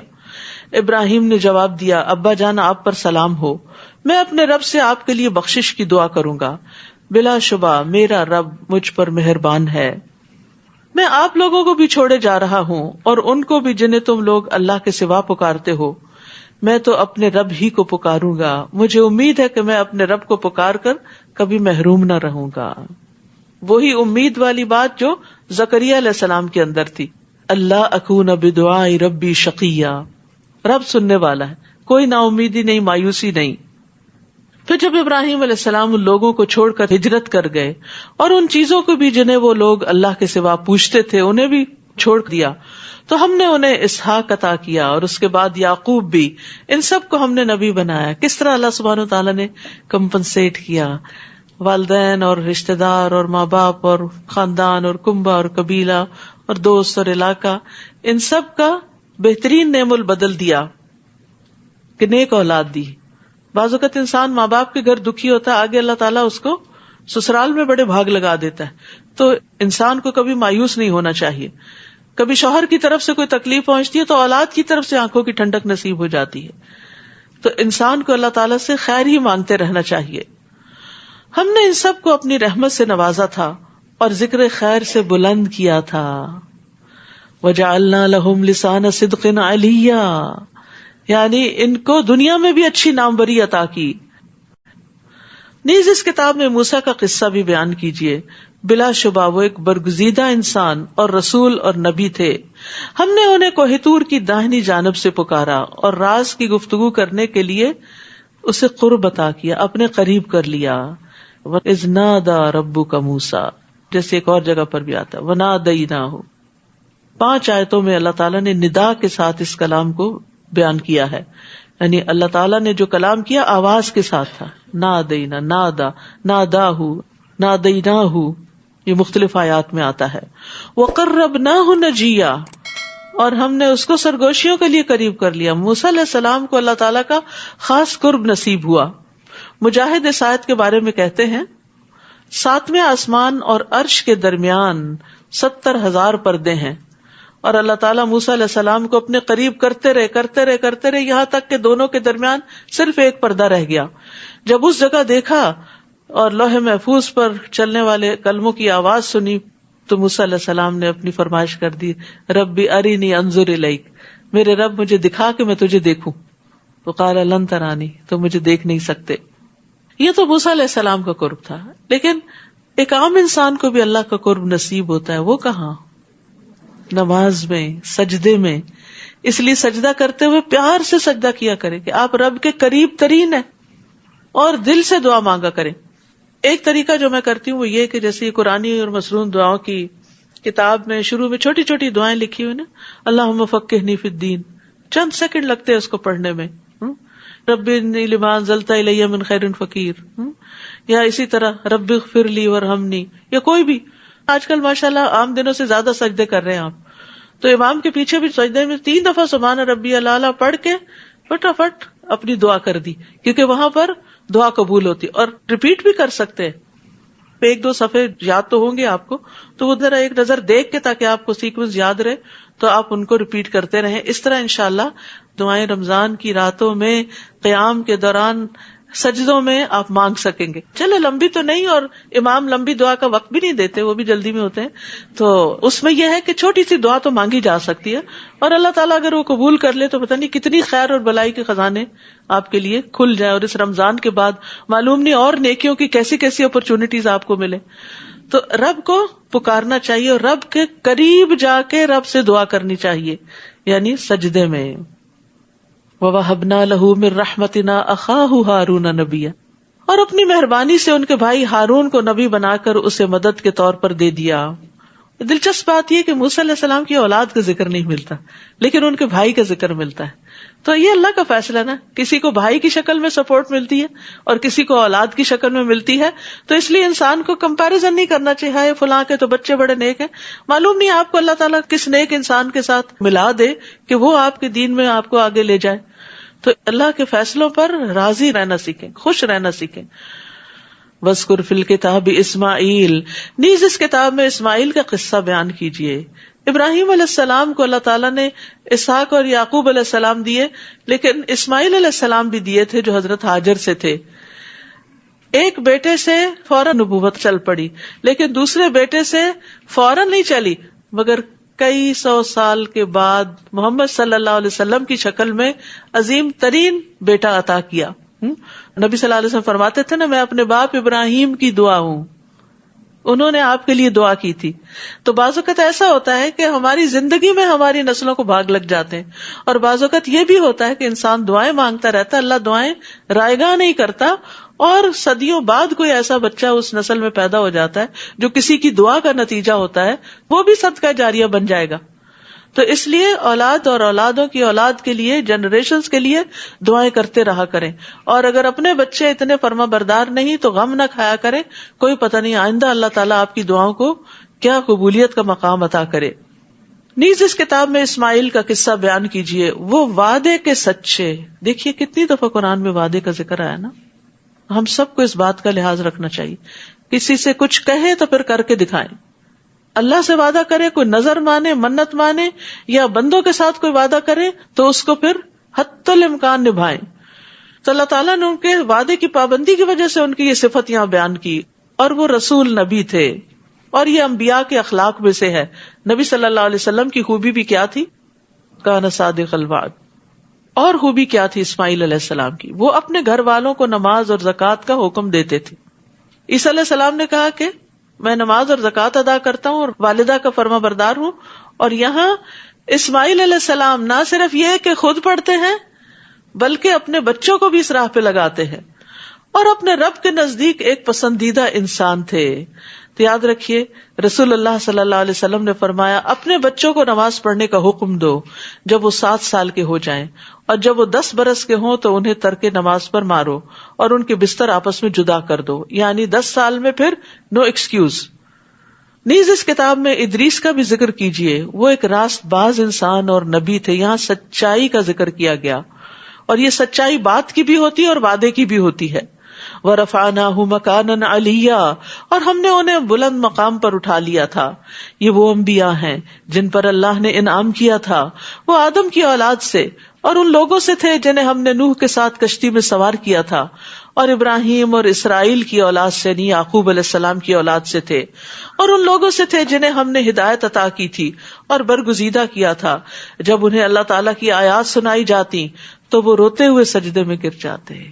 یعنی آیات سن کر ان کے دل پر ایسی کیفیت طاری ہو جاتی تھی. لیکن یہ کیفیت اسی پہ ہو سکتی ہے جس کو قرآن سمجھ آتا ہو. پھر ان کے بعد ان کی نالائق اولاد ان کی جانشین بنی، جنہوں نے نماز کو ضائع کر دیا. تو نالائق اولاد کون سی ہوتی ہے؟ جو نماز چھوڑ دے اور اپنی خواہشات کے پیچھے لگ گئے. دنیا دنیا دنیا. وہ عنقریب گمراہی کے انجام سے دوچار ہوں گے. فَسَوْفَ يَلْقَوْنَ غَيًّا. ابن مسعود کہتے ہیں کہ غی جہنم کی ایک وادی ہے جس کی گہرائی بہت لمبی اور اس کی خوراک بہت بری ہے. جو نماز نہیں پڑھیں گے ان کو وہاں ٹھکانہ ملے گا. تو انسان کو اپنی نماز کی وقتاً فوقتاً دیکھ بھال کرتے رہنا چاہیے، کیونکہ نماز کو ضائع کرنا دین کو ضائع کرنا ہے. اور اس میں نماز کو یا تو پڑھنا ہی نہ، یہ بھی ضائع کرنا ہے، یا پڑھنا تو لیٹ کر کے پڑھنا، یہ بھی ضائع کرنا ہے. لوگوں نے ابن مسعود سے پوچھا کہ نماز کو ضائع کرنے کا مطلب کیا ہے؟ تو انہوں نے کہا اس سے مراد ہے نماز کو اتنی دیر سے پڑھنا کہ اصل وقت ہی نکل جائے. لوگوں نے کہا ہم یہ سمجھتے تھے کہ نماز کو چھوڑنا اسے ترک کرنا ہے. انہوں نے کہا اگر وہ نماز چھوڑ دیتے تو کافر ہو جاتے. یہ ابن مسعود کا کہنا ہے. صحابہ نمازوں کو ضائع ہوتے دیکھ کر رویا کرتے تھے. امام زہری کہتے ہیں کہ میں دمشق میں انس بن مالک کی خدمت میں گیا. آپ اس وقت رو رہے تھے. میں نے عرض کیا آپ کیوں رو رہے ہیں؟ انہوں نے فرمایا اب میں اس نماز کے علاوہ نبی صلی اللہ علیہ وسلم کے دور کی کوئی چیز نہیں پاتا، اور اب اس نماز کو بھی ضائع کر دیا گیا، یعنی اس کو تاخیر سے پڑھتے ہیں. وہ لیٹ پڑھنے پر رو رہے تھے، لیکن جو پڑھے ہی نہ، ان کی موت کا منظر کیا ہے؟ وَالْتَفَّتِ السَّاقُ بِالسَّاقِ إِلَىٰ رَبِّكَ يَوْمَئِذٍ الْمَسَاقُ فَلَا صَدَّقَ وَلَا صَلَّىٰ وَلَٰكِنْ كَذَّبَ وَتَوَلَّىٰ. اور پنڈلی کے ساتھ پنڈلی لپٹ جائے گی، یعنی موت کا وقت جب آئے گا، اس دن تیرے رب کی طرف روانگی ہے، نہ اس نے تصدیق کی نہ نماز ادا کی، لیکن جھٹلایا اور منہ پھیرا. اور یاد رکھیے وہ حدیث نبی صلی اللہ علیہ وسلم کا خواب جس میں ایک شخص کا سر پتھر سے کچلا جا رہا تھا، جو قرآن کا حافظ تھا لیکن قرآن سے غافل ہو گیا اور فرض نماز پڑھے بغیر سو جاتا تھا، یعنی نمازوں کی کوئی پرواہ نہیں. الا من تاب وآمن وعمل صالحا فاولئک يدخلون الجنة ولا يظلمون شیئا. البتہ ان میں سے جس نے توبہ کر لی، ایمان لے آیا اور اچھے عمل کیے، تو ایسے لوگ جنت میں داخل ہوں گے اور ان کی ذرہ برابر حق تلفی نہ ہوگی. ساری محنتوں کا پورا پورا بدلہ دیا جائے گا. وہ جنت ایسے ہمیشہ رہنے والے باغات ہیں جن کا اللہ نے اپنے بندوں سے وعدہ کر رکھا ہے اور انہیں کسی نے دیکھا نہیں. بلا شبہ اس کا وعدہ پیش آ کر رہے گا. اللہم انا نسألک الجنہ. اس جنت میں وہ امن اور سلامتی کی باتوں کے علاوہ کوئی بےہودہ بات نہ سنیں گے. یہ بڑی خوبصورتی ہے جنت کی کہ فضول لغو بیکار گفتگو وہاں نہیں ہوگی. وہاں انہیں صبح و شام ان کا رزق ملتا رہے گا. یہ ہے وہ جنت جس کا وارث ہم اپنے بندوں میں سے اس کو بنائیں گے من کان تقیا، جو متقی ہوگا، پرہیزگار ہوگا، گناہوں سے بچنے والا ہوگا. اور اے نبی صلی اللہ علیہ وسلم، ہم فرشتے آپ کے رب کے حکم کے بغیر نازل نہیں ہوا کرتے.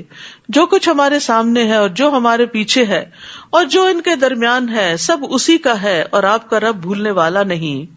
وہ آسمانوں اور زمین اور جو کچھ ان کے درمیان ہے سب چیزوں کا مالک ہے، لہٰذا اسی کی بندگی کیجیے اور اسی کی بندگی پر ڈٹ جائیے. کیا آپ کوئی اور بھی اس کا ہم نام جانتے ہیں؟ هل تعلم له سمیہ. یاد رکھیے اللہ نام صرف اللہ ہی کا ہے، کسی اور کا نہیں ہے. تو یہاں دو باتوں کا حکم ہے، فَاعْبُدْهُ وَاسْتَبِرْ لِعِبَادَتِهِ. تو عبادت صبر اور مجاہدے کی محتاج ہے، یعنی عبادت کے لیے صبر بھی چاہیے ہوتا ہے اور محنت بھی چاہیے ہوتی، اور انسان کو اپنے نفس کو پھر اس پر لانا پڑتا ہے، محنت کرنی پڑتی ہے. وَيَقُولُ الْإِنسَانُ أَإِذَا مَا مِتُّ لَسَوْفَ أُخْرَجُ حَيًّا. انسان یہ کہتا ہے کہ جب میں مر جاؤں گا تو کیا پھر سے زندہ کر کے قبر سے نکال لایا جاؤں گا؟ کیا انسان کو یہ یاد نہیں رہا کہ اس سے پہلے ہم نے اسے پیدا کیا جبکہ وہ کچھ بھی نہ تھا؟ آپ کے رب کی قسم، ہم انہیں اور ان کے ساتھ شیطانوں کو ضرور جمع کر کے لائیں گے، پھر ان سب کو گھٹنوں کے بل جہنم کے ارد گرد حاضر کر دیں گے. پھر ہر گروہ میں سے ایسے لوگوں کو کھینچ نکالیں گے جو اللہ تعالیٰ کے مقابلے پر سخت سرکش بنے ہوئے تھے، یعنی شر میں جو لوگوں کے لیڈر اور سردار ہوں گے. پھر ہم ان لوگوں کو بھی خوب جانتے ہیں جو جہنم میں پہلے داخل ہونے کے زیادہ مستحق ہیں. وَإِن مِّنكُمْ إِلَّا وَارِدُهَا كَانَ عَلَىٰ رَبِّكَ حَتْمًا مَّقْضِيًّا. تم میں سے کوئی بھی ایسا نہیں جس کا جہنم پر سے گزر نہ ہو، کیونکہ جنت کا راستہ جاتا ہی جہنم کے اوپر سے ہے، اس پل سے گزرتا ہے. یہ ایک قطعی طے شدہ بات ہے جسے پورا کرنا آپ کے رب کے ذمہ ہے. عبداللہ بن مسعود اس آیت کی تفسیر میں فرماتے ہیں کہ رسول اللہ صلی اللہ علیہ وسلم نے فرمایا، تمام انسان جہنم کے اوپر سے گزریں گے، پھر بعد میں اپنے اعمال کے مطابق وہاں سے نکلیں گے. یعنی وہاں کچھ لوگ دوڑتے ہوئے گزریں گے، کچھ چلتے ہوئے، کچھ گھسٹتے ہوئے، کچھ گھٹنوں کے بل رینگتے ہوئے، اور کوئی نیچے گر جائے گا اور پھر وہاں سے نکالا جائے گا. عبداللہ بن رواحہ اپنا سر اپنی بیوی کی گود میں رکھے ہوئے رونے لگے، تو ان کی بیوی بھی رونے لگی. پوچھا تم کیوں رو رہی ہو؟ اس نے کہا میں نے آپ کو دیکھا آپ رو رہے ہیں تو میں بھی رونے لگی. انہوں نے کہا مجھے اللہ تعالیٰ کا یہ قول یاد آ گیا، وَإِن مِّنكُمْ إِلَّا وَارِدُهَا. مجھے نہیں پتا میں وہاں سے نجات پاؤں گا کہ نہیں، کیسے گزروں گا اس پل سے. ہم میں سے کتنے لوگوں کا غم ہے یہ کہ میں پل صراط سے کیسے گزروں گی. وہ کون سے اعمال ہیں جن کو کرنے سے پل صراط آسان ہو جائے گا. ابو میسرہ جب اپنے بستر پر سونے لگتے تو کہتے کاش میری ماں نے مجھے جنم نہ دیا ہوتا. پھر وہ رونے لگتے تو پوچھا جاتا کہ آپ کیوں روتے ہیں؟ وہ کہتے ہمیں تو یہ بتایا گیا کہ ہم جہنم پر وارد ہوں گے، لیکن ہمیں یہ نہیں بتایا گیا کہ ہم وہاں سے نکل بھی آئیں گے کہ نہیں نکلیں گے. یعنی اس پل کو پار کریں گے بھی کہ نہیں کریں گے. نبی صلی اللہ علیہ وسلم نے فرمایا قیامت کے دن پل صراط لایا جائے گا اور جہنم کی پشت پر لا کر رکھا جائے گا. ہم نے کہا یا رسول اللہ پل صراط کیا ہے؟ آپ نے فرمایا پھسلنے اور گرنے کی جگہ. اس پر کانٹے اور آنکڑے ہیں جو چوڑے ہیں اور ایسے ٹیڑھے کانٹے ہیں جو نجد میں ہوتے ہیں جنہیں سعدان کہا جاتا ہے. نبی صلی اللہ علیہ وسلم نے فرمایا پل صراط نصب کیا جائے گا جو استرے کی دھار کی طرح ہوگا. سے تلوار کی دھار ہوتی ہے نا. تو فرشتے پوچھیں گے اللہ تعالیٰ یہ تو کس کو عبور کروائے گا؟ اللہ تعالیٰ فرمائیں گے میں اپنی مخلوق میں سے جس کو چاہوں گا پار کراؤں گا. وہ کہیں گے تو پاک ہے، ہم تیری عبادت ویسی نہ کر سکے جیسی کرنے کا حق تھا. ابو سعید خدری کہتے ہیں مجھ تک یہ حدیث پہنچی کہ پل صراط بال سے باریک اور تلوار سے تیز ہوگا اور اس کے دونوں طرف لوہے کی کنڈیاں ہیں اور پل صراط سے گزرنے کی رفتار اعمال کے مطابق ہوگی. وہاں اعمال کام آئیں گے، کوئی کسی کے کام نہ آئے گا. حضرت عائشہ نے جب پوچھا تھا نا نبی صلی اللہ علیہ وسلم سے کہ کیا ہمیں آپ وہاں یاد رکھیں گے، تو آپ نے فرمایا 3 جگہوں پہ کوئی کسی کو یاد نہیں رکھے گا اور ان میں سے ایک مقام پل صراط سے گزرنا ہے. اور پھر یہاں اللہ تعالیٰ کیا فرماتے ہیں کہ متقی لوگوں کو اس سے بچا لیا جائے گا. وہاں کچھ لوگ دوڑتے ہوئے گزریں گے، کچھ چلتے ہوئے، کچھ گھسٹتے ہوئے، کچھ گھٹنوں کے بل رینگتے ہوئے. جو جتنا اللہ سے ڈرتا ہے اور نیک کام کرتا ہے اور اپنے نفس کو کنٹرول میں رکھتا ہے وہ اتنی تیزی کے ساتھ وہاں سے گزر جائے گا. ثم ننجی الذین اتقوا، پھر ہم پرہیزگاروں کو تو جہنم سے نجات دیں گے. ونذر الظالمین فیہا جثیا، مگر ظالموں کو اس میں گھٹنوں کے بل گرے ہوئے چھوڑ دیں گے. اور جب ان پر ہماری واضح آیات پڑھی جاتی ہیں تو کافر ایمان والوں سے کہتے ہیں بتاؤ ہم دونوں گروہوں میں سے کس کی حالت بہتر ہے اور کس کی مجلس اچھی ہے، دار ارقم اچھا ہے یا دار الندوہ اچھا ہے. ان کو اپنی مجلس پر بڑا فخر تھا، اپنی اسمبلی کی جگہ پر. حالانکہ ہم ان سے پہلے کئی ایسی قومیں ہلاک کر چکے ہیں جو ساز و سامان اور ظاہری شان و شوکت کے لحاظ سے ان سے بہتر تھی. تو یاد رکھیے اچھے لباس اور اچھے رہن سہن کا اللہ کے یہاں کوئی مقام نہیں. اللہ سبحانہ و تعالیٰ جسموں اور شکلوں کو نہیں دیکھتا، اللہ سبحانہ و تعالیٰ انسان کے دل کو دیکھتا ہے کہ اس میں تقویٰ کتنا ہے اور اعمال کو دیکھتا ہے کہ یہ کر کے کیا لایا ہے. آپ ان سے کہیے جو شخص گمراہی میں پڑا ہوا ہو تو اللہ تعالیٰ اسے ایک مدت تک ڈھیل دیے جاتے ہیں یہاں تک کہ یہ لوگ وہ کچھ دیکھ لیتے ہیں جس کا ان سے وعدہ کیا جاتا ہے، خواہ یہ عذاب الہی ہو یا قیامت ہو. اس وقت انہیں معلوم ہو جائے گا کہ کس کا حال برا ہے اور کس کا جتھا کمزور ہے. اور جو لوگ راہ راست پر چلتے ہیں اللہ انہیں مزید ہدایت عطا کرتے ہیں. نیکی کے راستے پہ چلنے کا نتیجہ آگے نیکیوں سے ملاقات ہے اور باقی رہنے والی نیکیاں ہی آپ کے رب کے نزدیک ثواب اور انجام کے لحاظ سے بہتر ہیں. والباقیات الصالحات خیر عند ربک ثوابا وخیر مردا. تو یاد رکھیے ہر شخص علم یا نیک عمل کے لیے جو کوشش کرتا ہے، محنت کرتا ہے، تو اللہ تعالیٰ اس کوشش کے بدلے اس کو ایک اور نیکی کی توفیق دے دیتے ہیں. ٹھیک ہے. اور یہ باقیات الصالحات کیا ہے؟ سبحان اللہ والحمد للہ ولا الہ الا اللہ واللہ اکبر. بھلا آپ نے اس شخص کی حالت پر بھی غور کیا جو ہماری آیات کا انکار کرتا ہے اور کہتا ہے کہ مجھے مال اور اولاد ضرور دیا جائے گا؟ کیا اسے غیب کا پتہ چل گیا ہے یا اس نے اللہ سے کوئی عہد لے رکھا ہے؟ ایسا ہرگز نہیں ہوگا. اور جو کچھ یہ کہہ رہا ہے اسے ہم لکھ لیں گے اور اس کے عذاب میں مزید اضافہ کریں گے. اور جن باتوں کے متعلق یہ کہہ رہا ہے مال اور اولاد ان کے وارث تو ہم ہوں گے اور یہ اکیلا ہی ہمارے پاس آئے گا. یعنی مال اولاد سب پیچھے رہ جاتا ہے، انسان اکیلا رب کے حضور حاضر ہوتا ہے. یعنی قبر میں بھی اکیلا جاتا ہے اور آخرت میں بھی اکیلا اٹھے گا. وَيَأْتِينَا فَرْدًا. نیز ان لوگوں نے اللہ کے سوا دوسرے معبود بنا رکھے ہیں تاکہ وہ ان کے مددگار بنے. ایسا ہرگز نہ ہوگا، وہ معبود تو ان کی عبادت سے ہی انکار کر دیں گے بلکہ الٹا ان کے مخالف بن جائیں گے. تو جو غیر اللہ سے مدد طلب کرتا ہے وہ بے یار و مددگار ہی رہتا ہے. آپ دیکھتے نہیں کہ ہم نے کافروں پر شیطان چھوڑ رکھے ہیں جو انہیں ہر وقت مخالفت حق پر اکساتے رہتے ہیں، یعنی خواہشات میں مبتلا کرتے رہتے ہیں، فساد کی راہیں دکھاتے ہیں. سو آپ ان پر نزول عذاب کے لیے جلدی نہ کیجیے. ہم ان کی گنتی کے دن شمار کر رہے ہیں جس دن ہم پرہیزگاروں کو اکٹھا کریں گے کہ وہ رحمان کے مہمان بنے. اور مجرموں کو پیاسے جانوروں کی طرح جہنم کی طرف ہانک لے جائیں گے. اس دن کوئی بھی کسی کی سفارش نہ کر سکے گا مگر جس نے اللہ سے عہد لیا ہو. اور بعض لوگ کہتے ہیں کہ رحمان کی اولاد ہے. یہ تو اتنی بری بات ہے جو تم گھڑ لائے ہو، جس سے ابھی آسمان پھٹ پڑے اور زمین شق ہو جائے اور پہاڑ دھڑام سے گر پڑے. یعنی شرک جو ہے اس سے ساری مخلوقات ڈرتی ہے اور کانپتی ہے، اس بات پر کہ انہوں نے رحمان کے لیے اولاد کا دعویٰ کیا، حالانکہ رحمان کے شایان شان نہیں کہ وہ کسی کو اولاد بنائے. آسمان اور زمین میں جو کچھ بھی ہے وہ سب رحمان کے حضور غلام بن کر آئیں گے. رحمان نے ان سب چیزوں کا ریکارڈ رکھا ہے اور ان کی پوری گنتی کر رکھی ہے. یہ سب قیامت کے دن اس کے حضور تنے تنہا حاضر ہوں گے. ان الذین آمنوا وعملوا الصالحات سیجعل لهم الرحمن ودا. یقیناً جو لوگ ایمان لائے اور اچھے کام کر رہے ہیں، ان قریب اللہ تعالیٰ ان کے لیے لوگوں کے دلوں میں محبت پیدا کر دیں گے. تو مومنوں کی آپس کی محبت اللہ کا انعام ہے. یعنی اللہ بھی ان سے محبت کرتا ہے اور مومن بندے بھی ان سے محبت کرتے ہیں. یعنی نیک لوگ جو ہوتے ہیں وہ آپس میں ایک دوسرے سے محبت کرتے ہیں، فرشتے بھی ان سے محبت کرتے ہیں. حرم بن حیان کہتے ہیں جو بندہ اپنے دل کے ساتھ اللہ کی طرف متوجہ ہو جائے تو اللہ مومنوں کے دلوں کو اس کی طرف متوجہ کر دیتا ہے، یہاں تک کہ اللہ اسے مومنین کی محبت عطا کر دیتا ہے. اور وہ مشہور حدیث آپ کو پتہ ہی ہوگی کہ جب اللہ تعالیٰ کسی بندے سے محبت کرتے ہیں تو جبریل علیہ السلام کو بلاتے ہیں اور کہتے ہیں بے شک میں اپنے اس بندے سے محبت کرتا ہوں، تم بھی اس سے محبت کرو.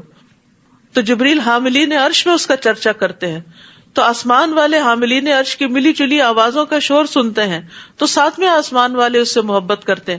پھر ہر ایک آسمان والے اس سے محبت کرتے ہیں یہاں تک کہ وہ محبت آسمان دنیا تک آ جاتی ہے.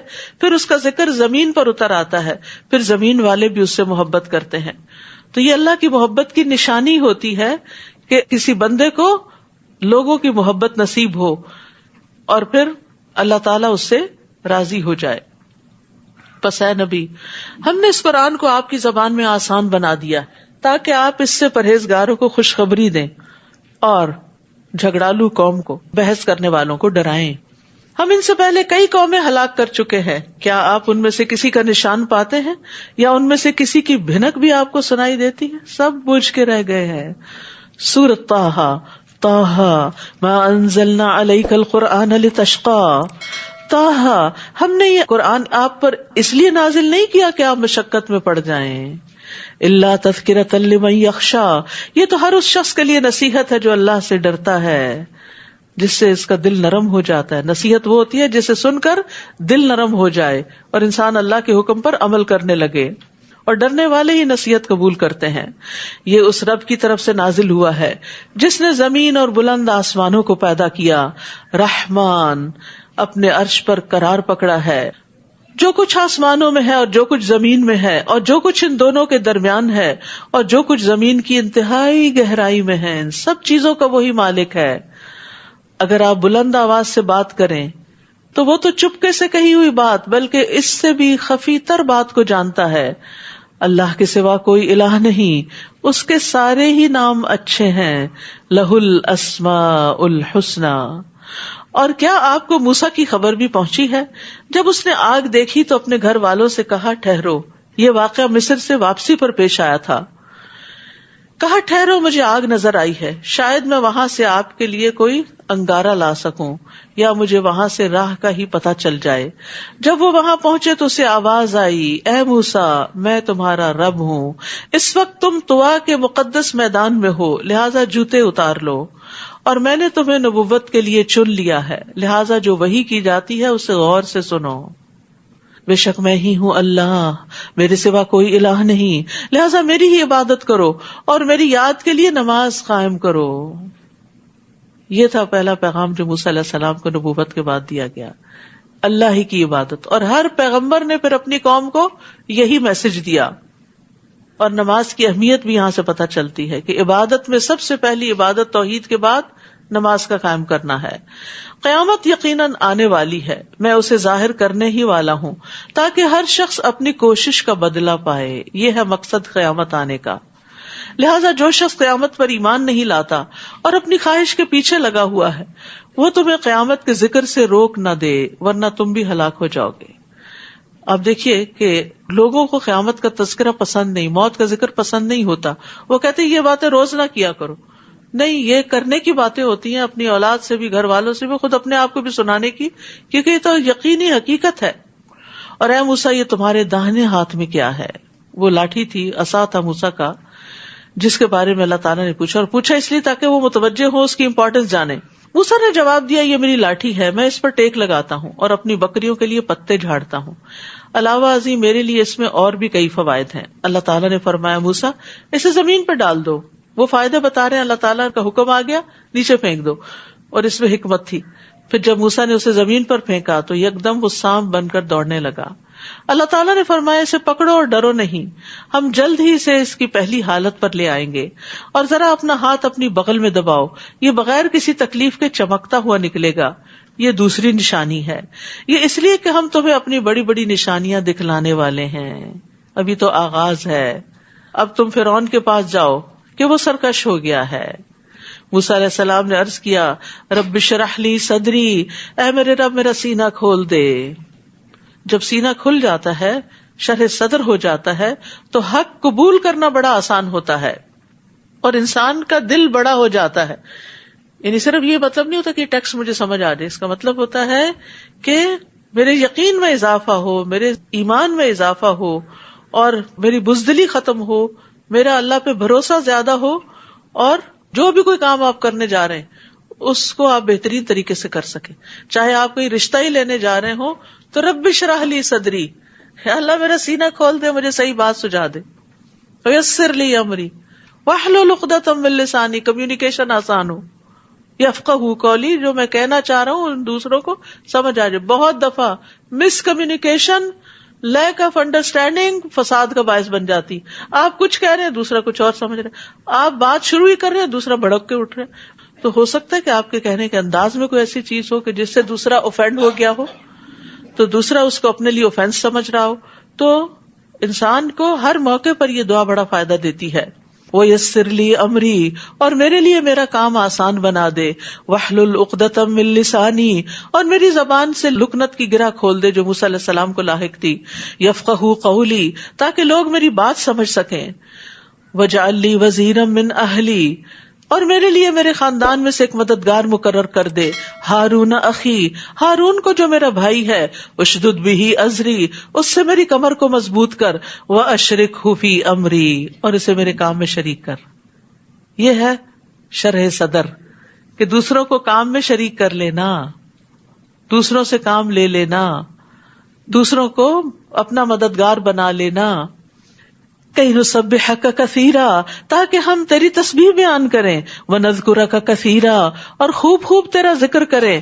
انک کنت بنا بصیرا، بلا شبہ تو ہر آن ہمیں دیکھ رہا ہے. قال قد اوتیت سؤلک یا موسیٰ، اللہ تعالیٰ نے فرمایا موسیٰ جو کچھ تم نے مانگا وہ تمہیں دے دیا گیا، ساری دعائیں قبول ہو گئیں. سبحان اللہ. اور ہم نے تم پر ایک اور مرتبہ بھی احسان کیا تھا.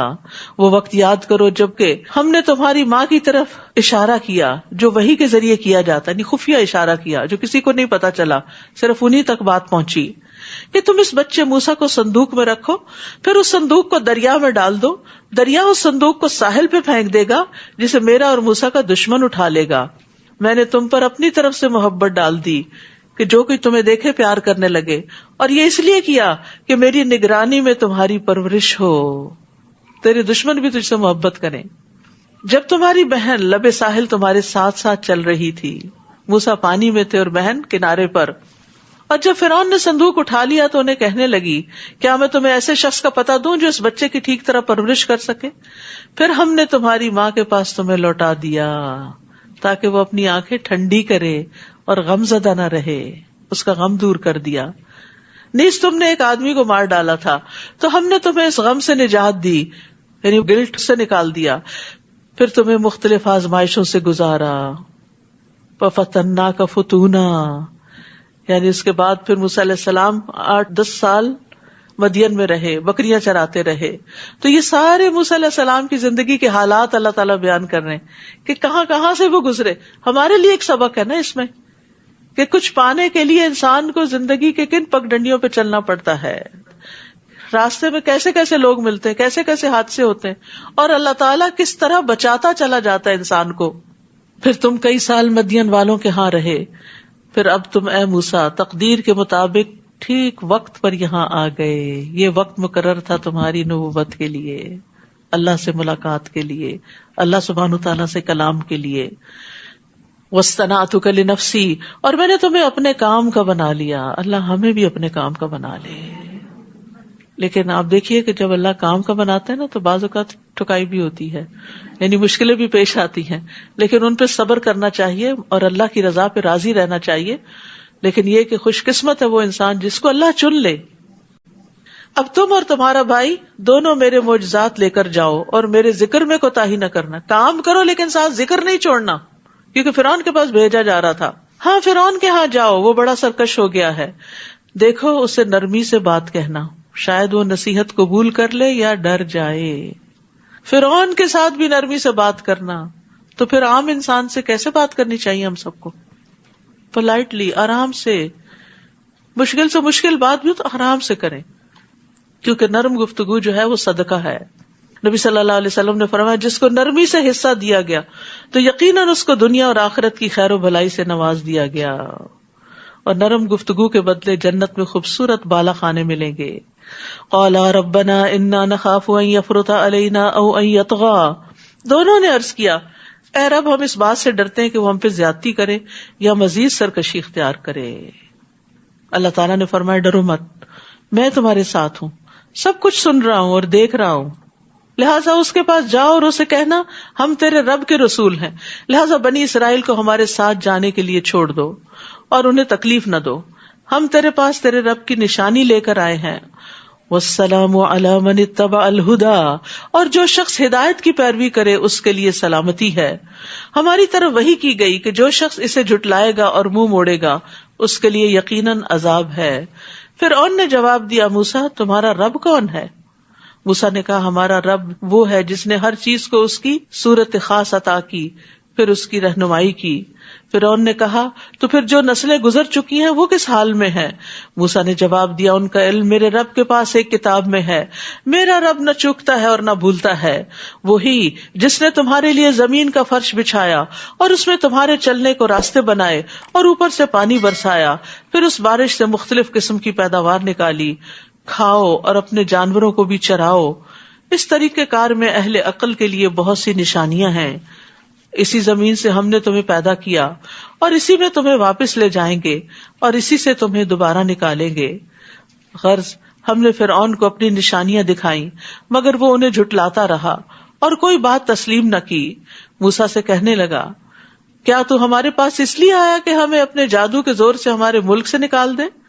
سو ہم بھی اس قسم کا جادو لاتے ہیں، لہٰذا اپنے اور ہمارے درمیان مقابلے کے لیے ایک وقت مقرر کر لو جس کی خلاف ورزی نہ تم کرو نہ ہم کریں، اور اس جگہ پہنچنا دونوں کے لیے یکساں ہو.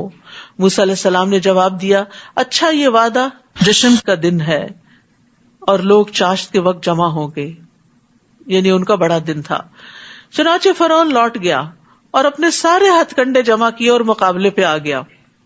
اس وقت موسیٰ نے لوگوں سے کہا افسوس تم پر، اللہ کے ذمے جھوٹی باتیں نہ لگاؤ ورنہ عذاب سے وہ تمہیں غارت کر دے گا، کیونکہ جس نے بھی جھوٹ گھڑا ناکام ہی رہا. پھر اس معاملے میں وہ آل فرعون آپس میں جھگڑنے لگے اور خفیہ مشورہ کرنے لگے.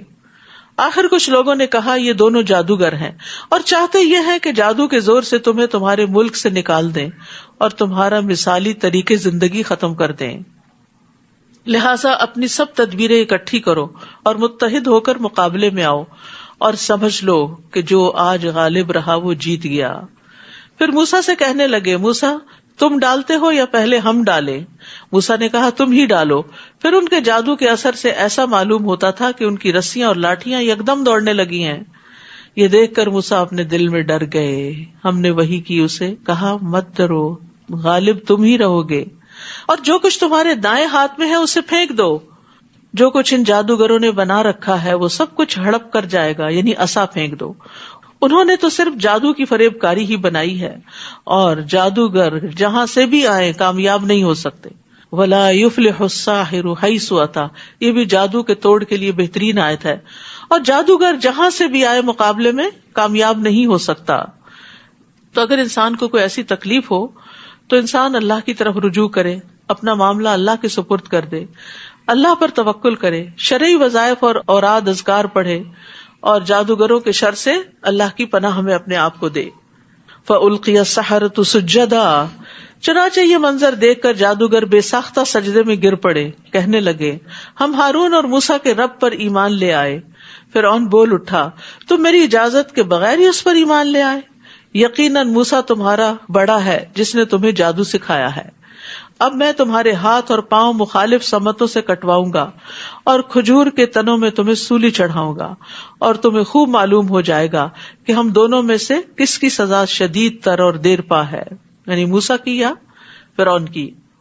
جادوگر کہنے لگے جس ذات نے ہمیں پیدا کیا ہے اور جو کچھ ہمارے پاس واضح دلائل آ چکے ہیں، ان پر ہم تجھے کبھی ترجیح نہیں دے سکتے، لہٰذا جو کچھ تو کرنا چاہتا ہے کر لے، تو بس اس دنیا کی زندگی کا ہی خاتمہ کر سکتا ہے۔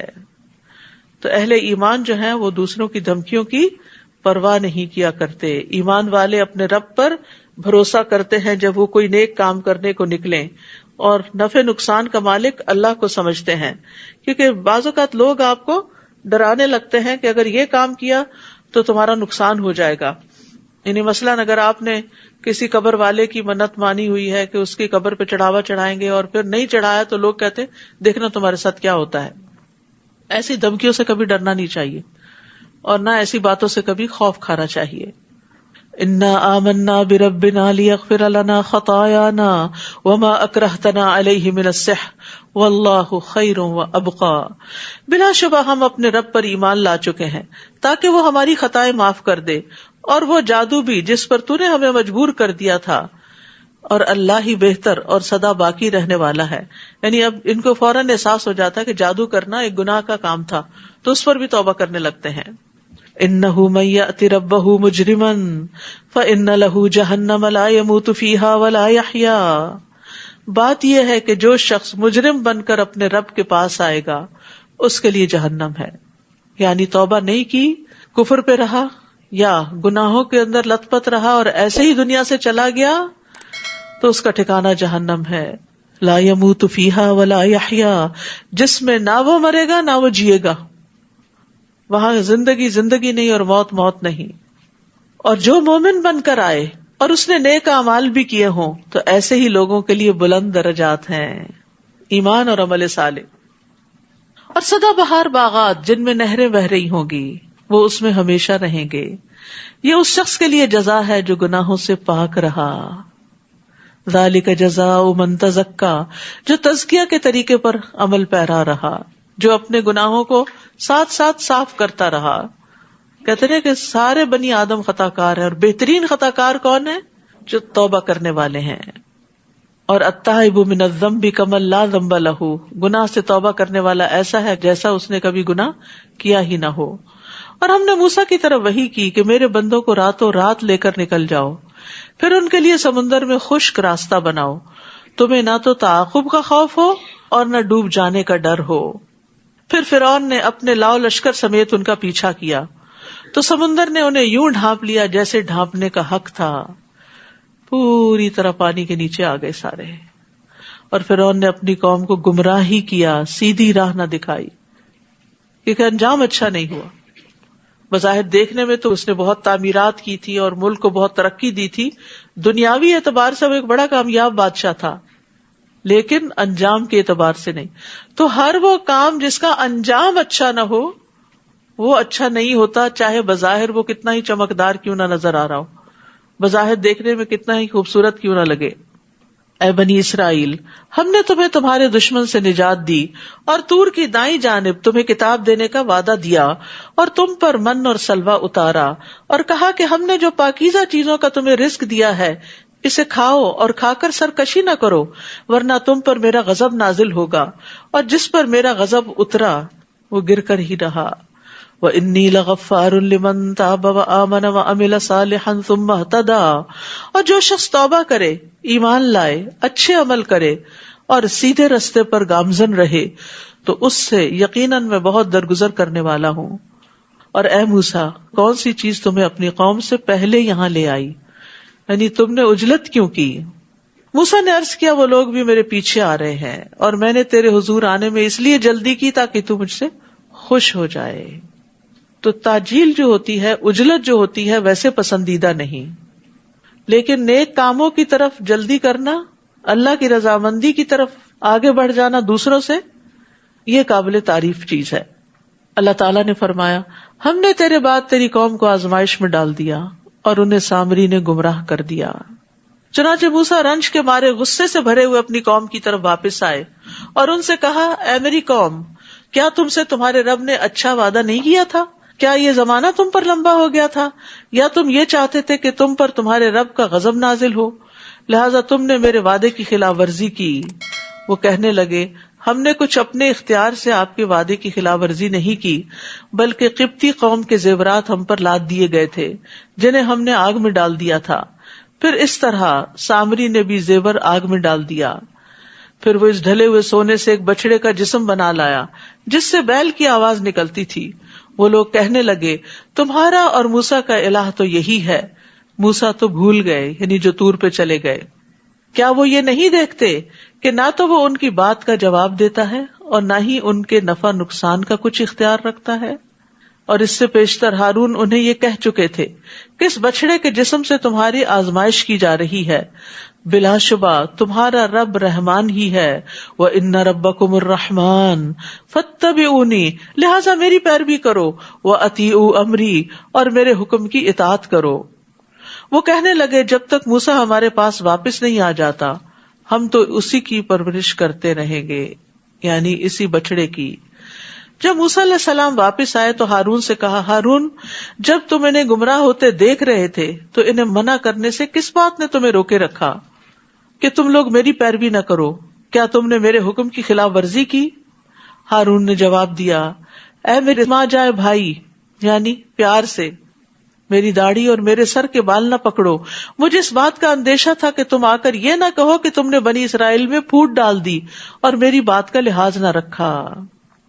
تو یہاں چونکہ موسیٰ علیہ السلام غصے میں تھے تو ہارون علیہ السلام بڑے پیار سے ان سے بات کرتے ہیں اور پیار سے ان کو سمجھاتے ہیں. اور دوسری یہ بات پتہ چلتی ہے کہ ہارون علیہ السلام کے اندر بھی بڑی حکمت تھی. فتنے فساد سے بچنے کے لیے انہوں نے کہا کہ موسیٰ علیہ السلام آ کے ہی فیصلہ کر لیں گے، میں ابھی اس معاملے کو ایسے ہی رہنے دیتا ہوں. سمجھایا ضرور لیکن سختی نہ کی. قال فما خطبک یا سامری، پھر موسیٰ نے سامری کی طرف متوجہ ہو کر کہا بتاؤ سامری تمہارا کیا معاملہ ہے؟ سامری نے کہا میں نے وہ چیز دیکھی جو دوسروں کو نظر نہ آئی، چنانچہ میں نے رسول کے نقش قدم سے ایک مٹی اٹھا لی، پھر اس بچڑے کے جسم میں اس کو ڈال دیا. میرے نفس نے مجھے ایسا ہی سمجھایا تھا. موسیٰ نے اسے کہا جاؤ، تمہارے لیے زندگی بھر یہ سزا ہے کہ دوسروں سے کہتے رہو گے کہ مجھے نہ چھونا، لا مساس لا مساس، اور تمہارے لیے عذاب کا ایک وقت ہے جو تجھ سے کبھی نہیں ٹل سکتا. اور اپنے الہ کی طرف تو دیکھ جس کے آگے تو موتقف رہتا تھا کہ ہم اسے کیسے جلا ڈالتے ہیں، پھر اس کی راکھ کو کیسے دریا میں بکھیر دیتے ہیں. یہاں پر آپ دیکھیے کہ سامری کو سزا دی جا رہی ہے اور وہ سزا موت تک کے لیے، کہ وہ اس طرح کے پاگل پن کی حرکتیں کرے کہ کسی کو اپنے قریب نہ آنے دے. اور پھر یہ کہ بچڑا جو تھا وہ سونے کا تھا، زیورات کا تھا، چاہتے تو وہ کسی دنیاوی فائدے کے لیے رکھ دیتے، لیکن اب اس کے ساتھ ایک الہ کا کانسیپٹ وابستہ ہو گیا تھا، لہٰذا اس کو جلانے کی بات کی گئی. انما الہکم اللہ الذی لا الہ الا ھو وسع کل شیء علما، تمہارا الہ تو صرف اللہ ہی ہے جس کے سوا کوئی الہ نہیں، جس کا علم ہر چیز کو گھیرے ہوئے ہے. یاد رکھیے ان اللہ لا یخفی علیہ شیء فی الارض ولا فی السماء، اللہ تعالیٰ سے زمین اور آسمان کی کوئی بھی چیز چھپی ہوئی نہیں ہے. اللہ تعالیٰ ہر چیز کو اپنے علم سے گھیرے ہوئے ہے. وسع کرسیہ السماوات والارض. اے نبی اسی طرح ہم گزرے ہوئے لوگوں کی خبریں آپ سے بیان کرتے ہیں، نیز ہم نے اپنے ہاں سے آپ کو ذکر یعنی قرآن عطا کیا ہے. من اعرض عنہ فانہ یحمل یوم القیامۃ وزرا، جو شخص اس سے اعراض کرے گا وہ قیامت کے دن گناہ کا بوجھ اٹھائے ہوئے ہوگا. اعراض کیا ہوتا ہے؟ منہ موڑنا. منہ موڑنا کیا ہوتا ہے؟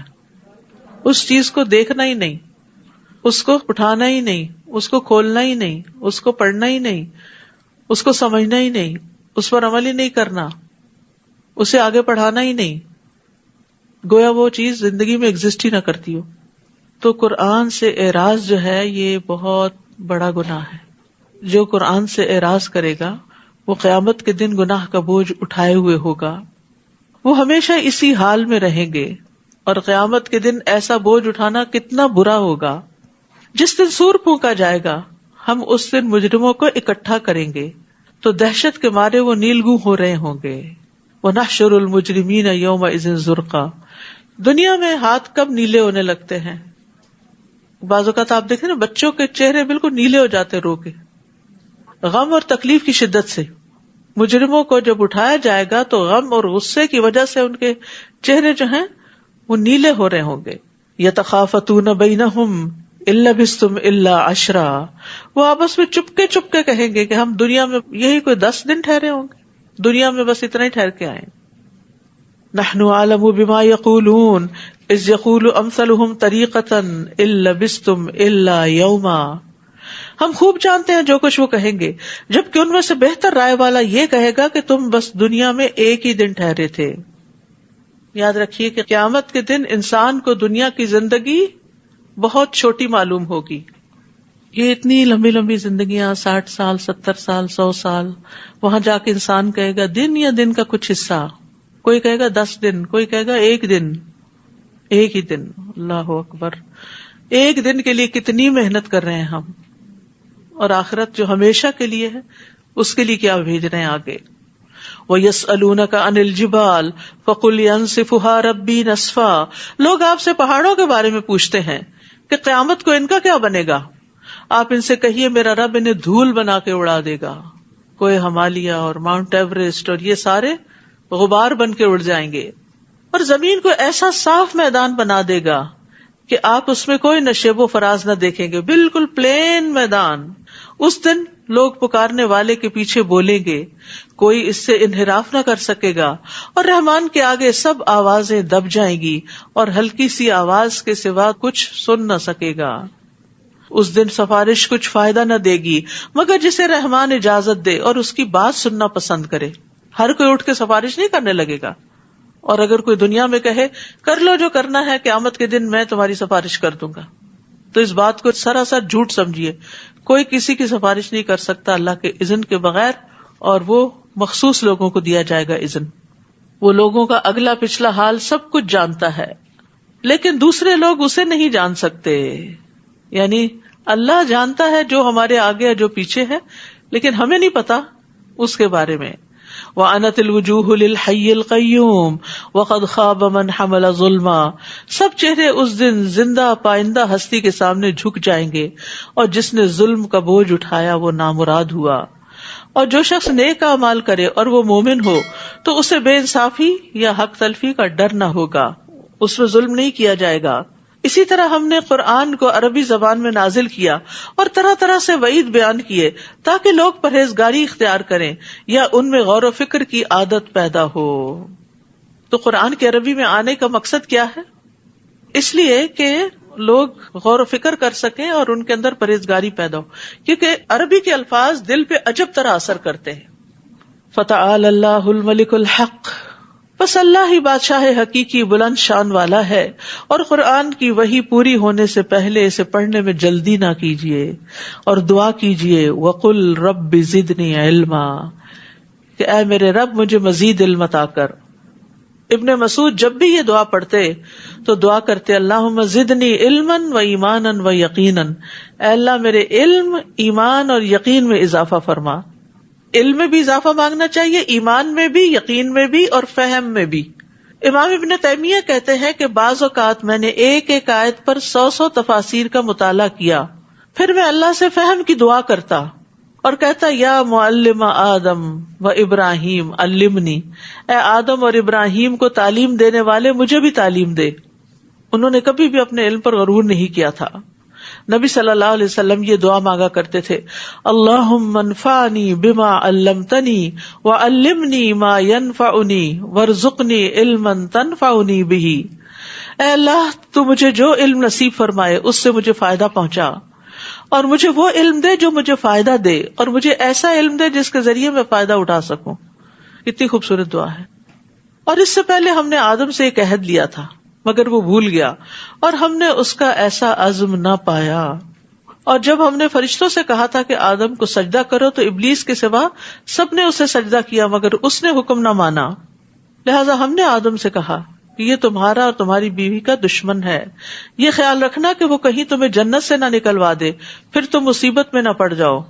یہاں تو نہ تمہیں بھوک ستاتی ہے نہ ننگے رہتے ہو، نہ پیاس لگتی ہے اور نہ دھوپ ہوتی ہے. پس شیطان نے آدم کے دل میں وسوسہ ڈالا اور کہا آدم میں تمہیں وہ درخت نہ بتاؤں جس سے ابدی زندگی اور لا زوال سلطنت حاصل ہوتی ہے. اصل میں انسان کی بہت بڑی ویکنس ہے کہ زندگی زیادہ مل جائے اور اس کے لیے کچھ بھی اسے کرنا پڑے تو کر گزرے. تو وہ اس لالچ میں آ گئے کہ اچھا زیادہ دیر جئیں گے، چلو کوئی نہیں پھل ہی ہے نا کھا لیں گے. تو اس لیے کبھی بھی انسان لوگوں کی باتوں میں آ کے اپنا طرز زندگی نہ بدلے، اور خاص طور پر جس بات کی کوئی دلیل ہی نہ ہو. فَأَكَلَا مِنْهَا فَبَدَتْ لَهُمَا سَوْآتُهُمَا، آخر کار ان دونوں نے اس درخت کا پھل کھا لیا جس سے ان کے سطر کے مقامات ایک دوسرے کے آگے کھل گئے. وہ جنت کے پتوں سے انہیں ڈھانکنے لگے. اللہ نے ان کو اتنی سمجھ دی تھی کہ ننگے نہیں رہنا، اور آدم نے اپنے رب کی نافرمانی کی تو وہ بھٹک گئے. پھر ان کے رب نے انہیں برگزیدہ کیا تو ان کی توبہ قبول کی اور ہدایت بخشی. اللہ تعالیٰ نے فرمایا تم دونوں یعنی انسان اور شیطان سب یہاں سے نکل جاؤ، تم ایک دوسرے کے دشمن ہوگے. پھر اگر تمہارے پاس میری طرف سے ہدایت آئے تو جو کوئی میری ہدایت کی پیروی کرے گا تو نہ وہ گمراہ ہوگا اور نہ تکلیف اٹھائے گا. ابن عباس کہتے ہیں کہ اللہ نے ضمانت دی کہ جو قرآن پڑھتا ہے اور اس پر عمل کرتا ہے وہ دنیا میں گمراہ نہیں ہوگا اور آخرت میں محروم نہیں ہوگا. پھر انہوں نے اسی آیت کی تلاوت کی.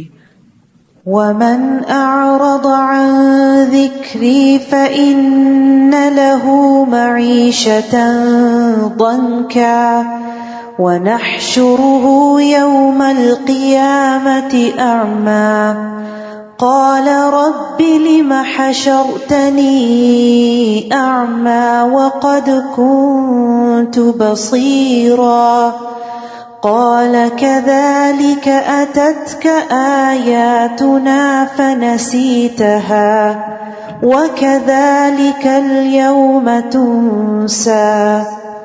اور جو میری یاد سے منہ موڑے گا تو اس کی زندگی تنگ ہو جائے گی اور قیامت کے دن ہم اسے اندھا کر کے اٹھائیں گے. استغفر اللہ. یہ اللہ کی یاد سے منہ موڑنے کا نتیجہ ہے. ساری نعمتیں ہوتے ہوئے بھی مرضی کی زندگی گزارنے کے باوجود زندگی گھٹن کا شکار رہے گی. نہ اطمینان قلب ہے اور نہ شرح صدر ہے. ظاہری خوشحالی ہے، مال و دولت ہے، ساری نعمتیں ہیں، مرضی کا لباس پہنتا ہے، مرضی کا کھانا کھاتا ہے، مرضی کے ملک میں اور شہر میں رہتا ہے، لیکن اللہ کے ذکر سے غافل ہے تو پریشانی اور حیرت اور شک میں ہی ہمیشہ متردد رہتا ہے. تو معیشتاً ضنکا کا تعلق اس دنیا کی زندگی سے بھی ہے اور قبر کی زندگی سے بھی ہے. نبی صلی اللہ علیہ وسلم نے فرمایا کیا تم جانتے ہو یہ آیت کس کے بارے میں نازل ہوئی؟ کیا تمہیں معلوم ہے کہ تنگ حالی کیا ہے؟ انہوں نے عرض کیا اللہ اور اس کا رسول ہی بہتر جانتے ہیں. آپ نے فرمایا کافر کا اس کی قبر میں عذاب سے دو چار ہونا ہے، اور اس ذات کی قسم جس کے ہاتھ میں میری جان ہے اس پر 99 سانپ مسلط کر دیے جاتے ہیں. کیا تم جانتے ہو وہ سانپ کیسا ہوتا ہے؟ وہ 70 سانپ اژدہے ہوتے ہیں اور ہر اژدہے کے 7 سر ہوتے ہیں. اسے قیامت تک ڈستے اور نوچتے رہیں گے. وہ کہے گا اے میرے رب تو نے مجھے اندھا کر کے کیوں اٹھایا حالانکہ میں دنیا میں آنکھوں والا تھا. اللہ تعالیٰ فرمائے گا جس طرح ہماری آیات تمہارے پاس آئیں تو تم نے انہیں بھلا دیا تھا، اسی طرح آج تو بھی بھلا دیا جائے گا. تو یہاں پر بھلانے سے مراد صرف یہ نہیں کہ کوئی صورت یاد کی اور وہ بھول گئی، اس سے مراد دین کو ہی چھوڑ دیا تھا.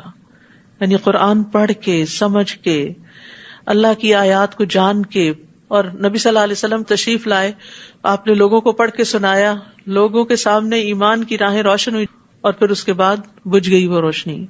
انہوں نے اس سے اعراض برتا. تو یاد رکھیے ہر صاحب قرآن کو چاہیے کہ قرآن پڑھنے کے بعد اسے ساری زندگی پڑھتا رہے، سمجھتا رہے، کیونکہ یہ ایک چراغ کی طرح ہے جو اس زندگی کے راستے میں صراط مستقیم پر چلنے کے لیے بڑا ضروری ہے. کیونکہ اندھیرے میں ایسا نہ ہو کہ ہم راستہ ہی بدل دیں. اور ایک دفعہ جاننا کسی چیز کو کافی نہیں ہوتا، ہم سب بھولنے والے ہیں. یہاں بھولنے ہی کی تو سزا دی جا رہی ہے. کذالک اتتک آیاتنا فنسیتھا، آیتیں آئی تھی تم نے بھلا دیا ان کو.